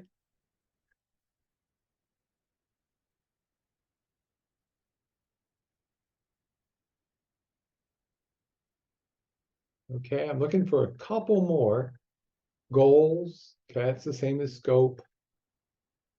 Who to send it to, yeah. Where's it going to get opened? The sponsor, yeah, which may not be who gets sent to, yeah. Owner contact. Plans and specifically the PS&E essentially. project team.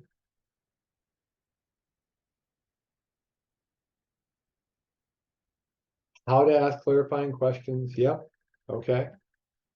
Any contractual conditions need to be included. Who's funding it? Is it a DOT, federal highway, local? Yeah. Let's go look at the list. Let's see how we did.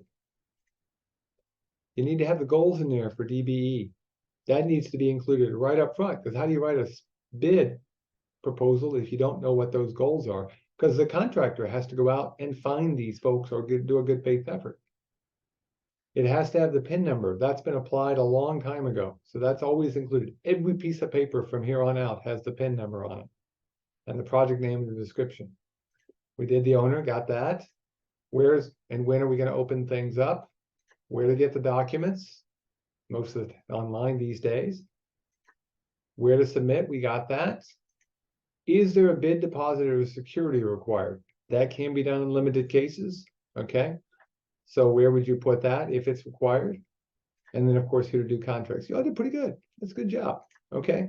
Now, where do you put the ads? Well, everyone on this federal should go in the New York State Contract Reporter. I get that every day as well. It's not long to scan. Usually it's only a few items, but it has to go in there if it's going through federal aid. It should also go in a local newspaper. It's not required, okay, but it is recommended, okay. You can't just email them, by the way. You got to be able to have a paper version. If people want it mailed, you have to be able to mail them things. And you have to give them at least 3 weeks, okay, unless an emergency has been declared by the governor, but that's a different problem, okay. But you got to have 3 weeks. And any amendments go to all bidders and the state DOT. So if partway through you realize, oh, we got an error on the amount of paint, well, then you got to put the amendment out to all the bidders and the state DOT. And really, you should increase the length of time to have for proposals. There's some rules about that as well. Okay. With that, we are ready to construct. But we're also knowing that the mind can absorb what the butt can endure. We're at 1:30. We started at 12:30. So we're going to take our last break. We'll finish up with construction and closeout, and then we'll bring in our colleagues from FHWA and the DOT to answer all of your questions. Okay. So I'm quickly going to write down here slide number so I don't forget it. And then I will go ahead and change this time to 1:30. But while we're waiting, go ahead and keep putting your questions in. More questions don't bother us. We'd like lots of them. Okay.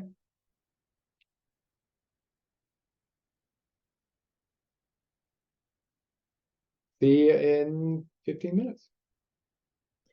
Okay, so we're going to do construction, and we hopefully we'll have fun with construction a little bit. At least I hope so. So we're building our structure out, which means our bid and award, our construction, and closing the project out. And then we'll just finish up with some O&M stuff and some closeout things, which are useful. You're going to bid and award it. You've got a proper bid. You're going to be in pretty good shape. This is actually a pretty easy one. You're going to do your bid opening. It has to be opened publicly. You're going to look for the low bid. And as long as they meet and have a responsible bid, there you go. You got a winner. You got 5 days. After you've selected the low bidder for them to either finish getting their DBE plan put in place and getting approval, or to get a good faith effort approval. You can get it's tentative because you got to keep looking for good faith efforts, but it's 5 days, pretty much. Okay. So you can't negotiate. There's no negotiations in this case. It's low bidder, take it or leave it. Okay. You're going to start your monitoring with this EBO system. Again, this is linked in the handout. You're going to be doing this through the entire project. Again, doesn't matter what the goal is, you're still reporting this. This is useful information. It's been made better. I know it's not perfect, but you need to be planning on getting ready to do this. Okay. This includes any contractor, any subcontractor, and if there's a change, pick up the phone, talk to the RLPO. Now, there is, in addition to the EBO monitoring, there is a participation plan that is a form that's filled out to see what the percentages and the breakdowns are for different groups within the EBO disadvantaged business community. And a lot of times you'll see this show up here in this process with EBO.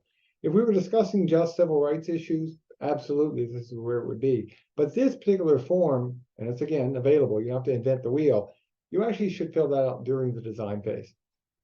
It really doesn't get filled out during EBO. It's filled out back in the design, and it's just checked by the contractor and submitted prior to starting the work. So you should be able to have this already filled out, and then the contractor just edits it with what they're actually going to have. You then provide an award, you submit a copy to the DOT, and just like everything else, it's always going to have on it a checklist. Again, you don't have to memorize these checklists. Okay, they're available. Things such as no concerns with amendments, everybody got copies of the awards, it was signed off by the responsible local official, things like that. So that's actually a pretty easy one. You're then going to construct and inspect the project. Obviously, this is going to take some time.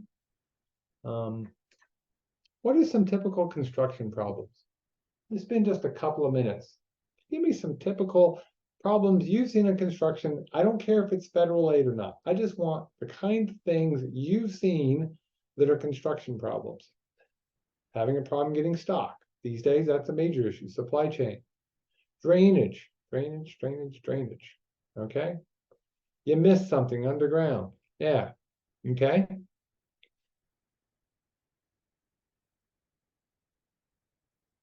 Drivers are a hard thing to do. It's hard for us to fix, but yeah. Okay, schedule gets slipped because of weather, because of deliveries.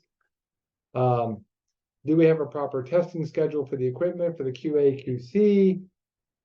Did you remember ADA issues?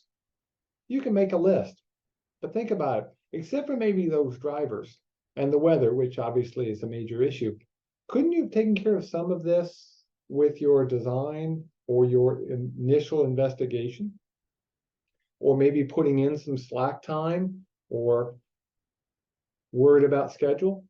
Sometimes these delays could be resolved further on. And as for weather, try to put in some typical weather issues. Whether you know certain times of year it's cold or you get more rain, you can look at that and actually set your schedule that way. And yes, you should include this if you can, including the lack of truck drivers as part of the schedule. This concrete pour I mentioned before the break, they're pouring 300 yards. They're hoping to have, I think he said 11 trucks delivering concrete. So of course, when I told the project manager, was talking to him, I said, so that means you're going to ask for 13, right? Always better to have a couple of extras.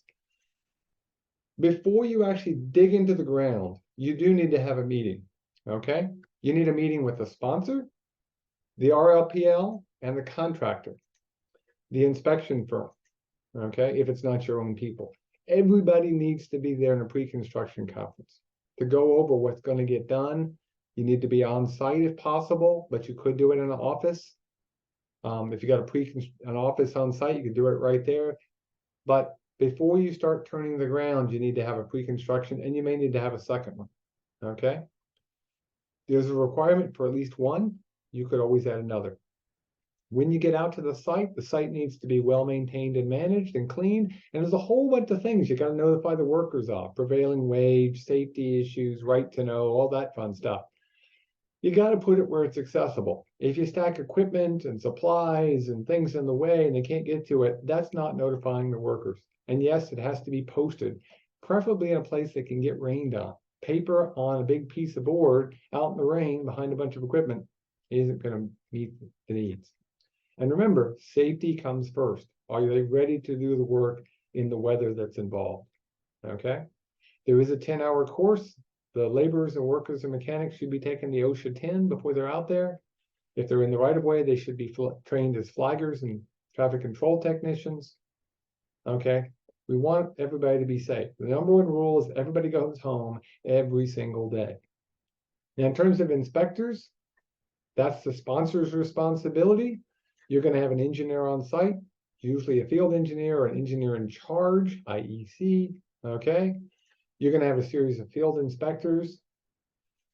They're going to be using standard specifications unless approval was received ahead of time. You're going to have shop drawings that have to be reviewed by somebody, okay? Whether that's the engineer or somebody else, it needs to be part of your plan, okay? You need approvals for any structural work. So like getting an inspector out for doing work on your house, if you've got electrical work, you got to get it checked beforehand. Think of it the same way on a construction site. Now, how many inspectors do you need? It depends on how much money you're going to be spending. Again, if you got a big project, you might need 5 or more. This list only goes up to 10 million, okay? Your bigger projects, you'll need even more people. And by the way, yes, it does say half, because you don't have to have full-time inspectors. It could be a part-time inspector of different levels. And NYSLTAP, by the way, is the national certification and inspection folks, okay?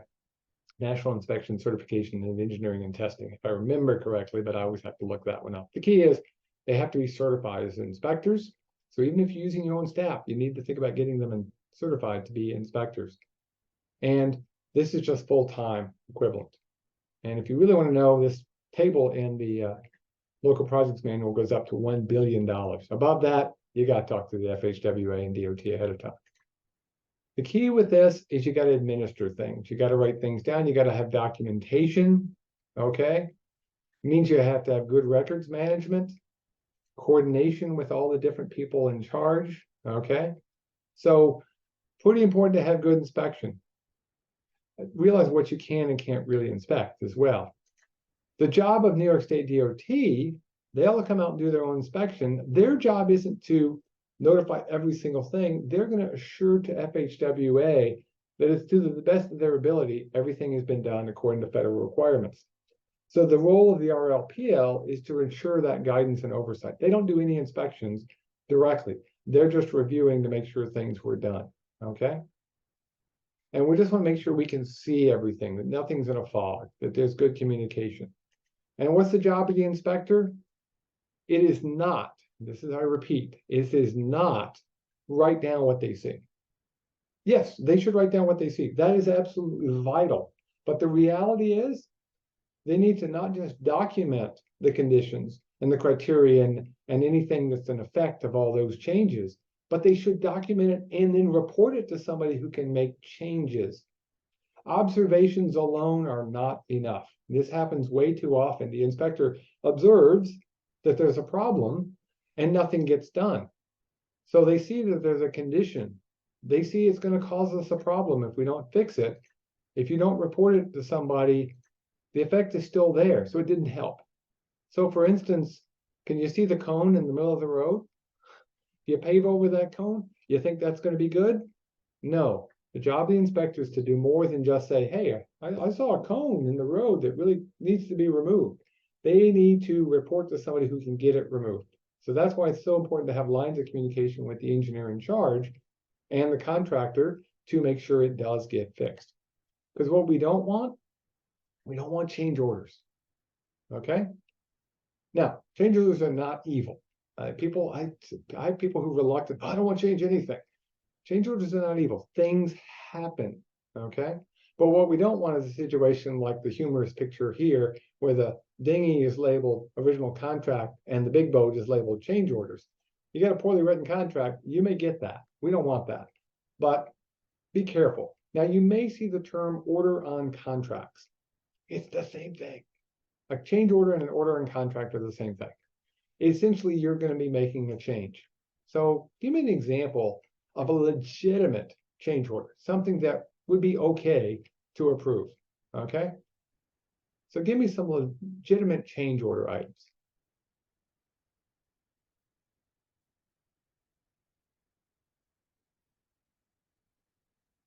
Item not available, got to use an alternative. Yeah, that's a pretty good example. I want a certain kind of steel, I had to use something else.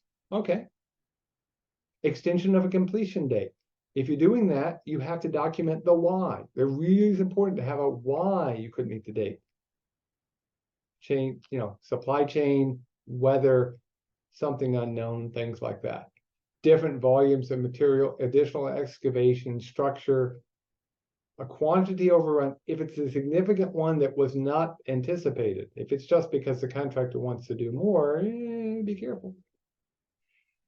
Yeah, could be weather related, but it has to be something that essentially would be unanticipated. Okay. So don't just everything a contract change. It's really essentially a change in scope or a change in cost. Okay.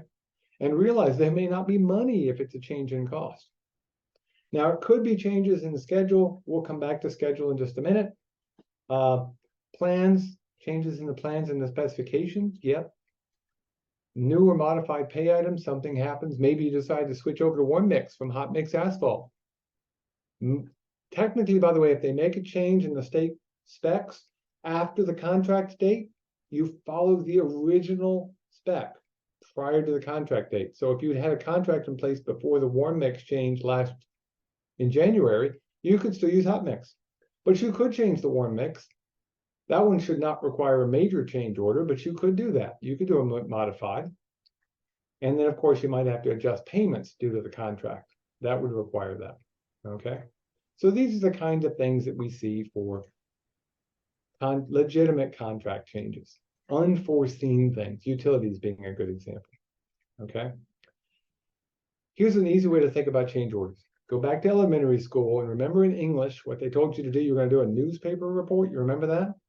And you had to do the 6 W's: who, what, where, when, why, and how. A change order should have all of those. Who's doing it? What are they doing it? Where are they doing it? When are they doing it? And really important, why are they doing it? And how they're doing it.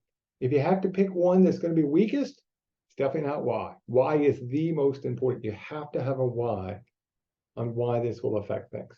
Otherwise, you really may not get an approved change order because you got to request it via certain standards. Those were outlined if you're interested in the Manual of Uniform Record Keeping, i.e. the MERC. Okay. They are reviewed by New York State DOT prior to approval. Okay. So these are things you got to be thinking about. You absolutely have to do that. Now, there are some times when you don't have to get prior authorization. A minor change within the scope. You know, you're changing from 25 tons of asphalt to 30 tons. That's not going to require a change because it's just a small quantity increase. Okay. It's not significant. Okay. Changes within an already existing field change wouldn't be an issue. Okay. But again, is it small or large? If you're not sure, pick up the phone, talk to the RLPL, because it's all about communications. It really is. If you've got good communications, most of these problems disappear. So usually when it comes to change orders, be on top of it, communicate, pick up the phone. Doesn't hurt to call once a week at least and talk to the folks at the state if you've got a big project. Okay. So these are the 3 most important things. Now, we talked all the way back at the beginning. I don't remember the slide number, but it's way back this morning. You probably even forgot about it. But remember, this is a reimbursement program. You can't get reimbursed if you don't have an active PIN. It has to be eligible work. And you have to have proof of payment, i.e. a canceled check, a electronic transfer that you can show. And there are requirements for that. Okay. You have to, as part of it, shows that the goals are being met via the EBO for EEO and DBE. And then those are submitted with the reimbursement. The good news is, and the part that actually makes it not too bad for a local agency is that you can get progress payments. You don't have to wait until you're completely done with everything to get paid. In fact, you can do them every month. So you only have to carry the cash for a month or 2. I recommend a quarter, 3 months because of delay issues, but it's not 100% of the project that you have to carry as cash. But figure out what the most, biggest cash outlay will be. That's how much you have to be able to cover, the big concrete pour, the very expensive steel, things like that. So you're going to be paid for the work that's been performed. It may include stockpiled materials. So if you've got a big steel delivery, you could pay for the steel, You can't pay for the cost of installing that steel, but you could pay for the cost of stockpiling that steel. And you may even want to include that in your scope. Estimate is prepared by the engineer in charge, i.e. whoever's working for the local agency, and you're going to get reimbursed. Okay? Now, the process and the request, very much like we saw earlier. There's really no differences involved. As long as you're doing it timely, you're going to be in good shape, but you got to have an active PIN. Don't let that project become inactive. If you're ready to work, check to make sure. If you got delayed because of COVID a few years ago, or if you've got delayed because of weather, projects can become inactive. So just check on that. And of course, things need to be in compliance with the standards. Now, what kind of issues do we see typically for reimbursements? Well, we can have everything from weather issues to equipment problems, environmental issues. You could just make a list and you'd go crazy with it. But here's the thing. As long as there's good communication, most of those issues just become things we work through. If, on the other hand, there appears to be a problem where you're not meeting a particular standard, something important isn't getting done, you may need to put together what's known as a corrective action plan. Okay? If this happens, don't go, oh my goodness, we're in trouble. This is not a major issue. Remember, DOT and FHWA want you to succeed. What they're going to do is they're going to say, we've noticed some issues. We want to put together an action plan. Yes, there'll be some auditing. Yes, there'll be some additional monitoring. And yes, there might be one of these financial reviews called fires. More than anything else, this is being done as a way to help make sure you succeed. I think of this the same way you think about kids in school. A poor report card is not a crisis. A poor report card that's unknown is the crisis. It's you make a plan, you're going to make it better, you're going to make it fixed. Because what is it we want to avoid? The one thing we want to avoid, we never want to use this acronym, a FAIN. Come on, computer, open up a FAIN. FAIN is the one thing we never want to see. This means essentially you are ineligible to get some or all of your money. Okay? That is the one goal none of us want to reach. So if you have this happen, treat it as a active, positive thing. We can make things better. Okay? So in terms of FAINs, officially stands for Federal Aid Ineligibility Notice. This is the last resort. This only occurs when somebody is just not listening, not communicating. And they occur because of things that they probably should notice better. If you're interested, you can look through Chapter 3 of the Local Projects Manual and see that. But let me show you a couple of examples of the kind of things that could lead to, not will lead to, but could lead to a FAIN, and they have in the past. But let me just give you a couple of examples. And remember, our rules of compliance and safety. Okay, so let me show you a couple of pictures and see in the Q&A if you can come up with a possible problem. Do you see a problem here? This is a federal aid job. Do you see a problem here that you need to correct? See if somebody in the Q&A can give me a couple of possible issues here. No helmet, no hard hat. Yep. No safety vest. You have to have a safety vest on. You have to have proper PPE. You have to have caps on exposed rebar in certain locations. You may or may not need boots. I can't quite tell if they have boots on in here. They may or may not have safety shoes on. Let's see here. Yeah, those may be those safety tennis shoes, but do you need shoring? That's a possibility. Okay, again, look for the kind of things that would make the job less safe, and those are the things that could get you in trouble. Okay, let me pick one more out when my computer decides to wake up. Hello. There you go. Again, there's no safety vest. That's the obvious one. But if you're working in a stream, do you have proper stream set up? Okay, you don't want to create an environmental problem for folks. Okay, here's a classic example. They didn't do concrete testing. So that they didn't get a FAIN, they had to go back and do concrete testing. The project cost was $50,000. But because they had to go back and do the testing, they had to spend about $40,000 on testing. So they just spent 80% of their project value to do testing, so they didn't get a fine. No, it's not the way we want to do it. You know, but remember, this is during the project. Is this a fine issue? It's certainly an ADA issue. It certainly doesn't meet the ADA. If it was built this way, it could be an issue. But this occurred about 6 months after a project was done. Is it a fine? Well, I don't look at it as a fine. I look at it more as we really don't want to see things like that happening. So again, I don't get worried about fines. They occur generally because of lack of communication. Don't shortchange yourself. Talk, communicate. You'll be in pretty good shape. Okay. So now we're going to close the project out. So we're almost done. We're near the finish line. We've got a couple of final things we got to do. And so let's make sure we don't forget those before we pass it off. We're going to do a final inspection. Okay. That's going to include the RLPL and the sponsor. They're going to do a walkthrough. They're going to look things over and make sure the project was done.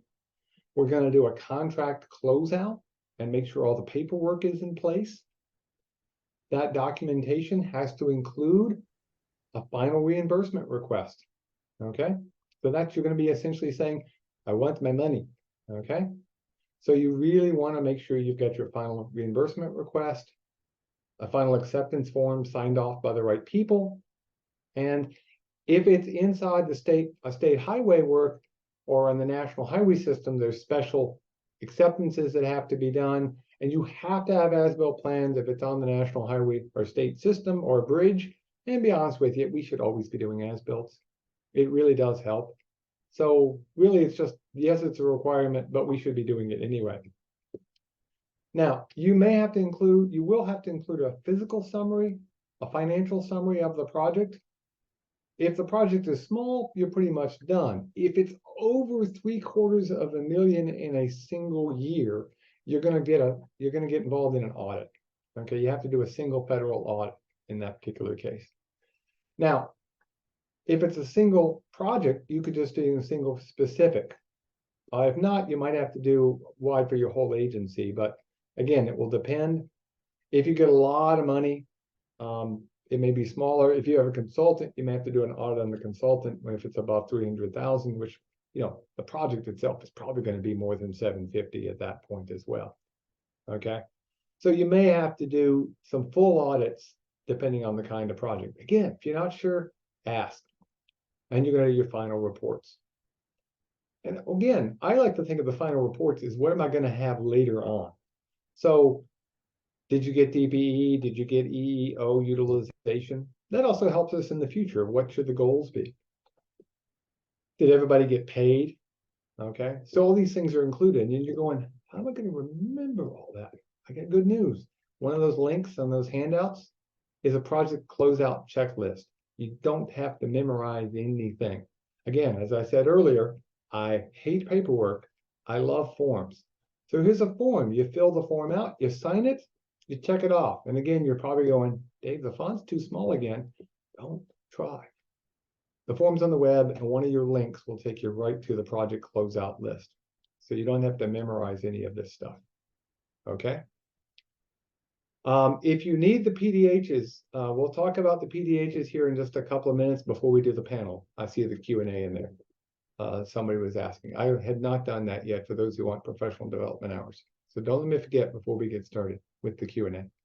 Project closeout process.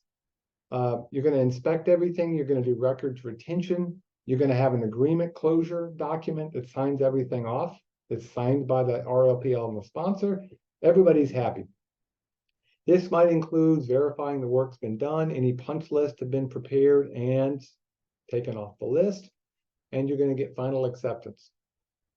The thing you got to be careful about here, okay, is make sure that there are no outstanding claims. Don't close the project until the claims are all done. I get that fight here at the university with some of our accounts. They want to close the account. No. We haven't got everything paid for yet. Don't let them do that. Don't close the project if there's any outstanding claim, if there's any unfinished work, if there's pending issues. You can always get a bit of a delay. That's okay. But don't let them close that project out on you. Okay? The final voucher is not going to the FHWA, it actually comes from NYSDOT because you've submitted all your bills. You've already been paid. You've been paid for a while. NYSDOT does this later to get the final payment. They're going to do a review of everything and then they're going to pay DOT. You're out of this. The final voucher to FHWA long after you've been paid. Remember, NYSDOT pays the sponsor. You get paid via NYSDOT, not FHWA, even though it's federal dollars. Okay? Now, in terms of how long you keep the records, it really depends. Most documents need to be kept for 3 years after the project is closed for what I call paperwork things, salaries, staffing, stuff like that. 10 years if it's on the national highway system or state highways. And truth be told, other requirements require 6 years for public works activities. So I would actually probably round that up and just keep everything for 10 years if you have the space. There are some exceptions. For instance, there's a new EB out if you're getting CHIPS funds or Marcia Shelley funds as part of the project. And remember, Marcia Shelley is a way to extend federal aid. In that case, you actually have to keep those things for 36 years. Okay? So it's a long period of time. That 15 months that's in there is how long before you become ineligible, by the way. Okay? So the reality is you got to keep them for 36 years. Now, I did say earlier, there are plenty of audits that are out there. Again, I don't get worried about audits. It's okay. We'll make that work. So we've gone through the process. We've just spread the fire hose, hit everybody. We've gone through the whole federal aid process, just touched it. Now you're going to operate and you're going to maintain your facility. So let's finish up before we do our Q&A. I want you to just tell me some maintenance activities. And then I'll do a couple local projects and we'll do our Q&A. So let's just see what you guys have. Annual inspections. Yep, gonna need annual inspections. You might need some bridge washing. Okay, for a bridge. Yeah. Okay.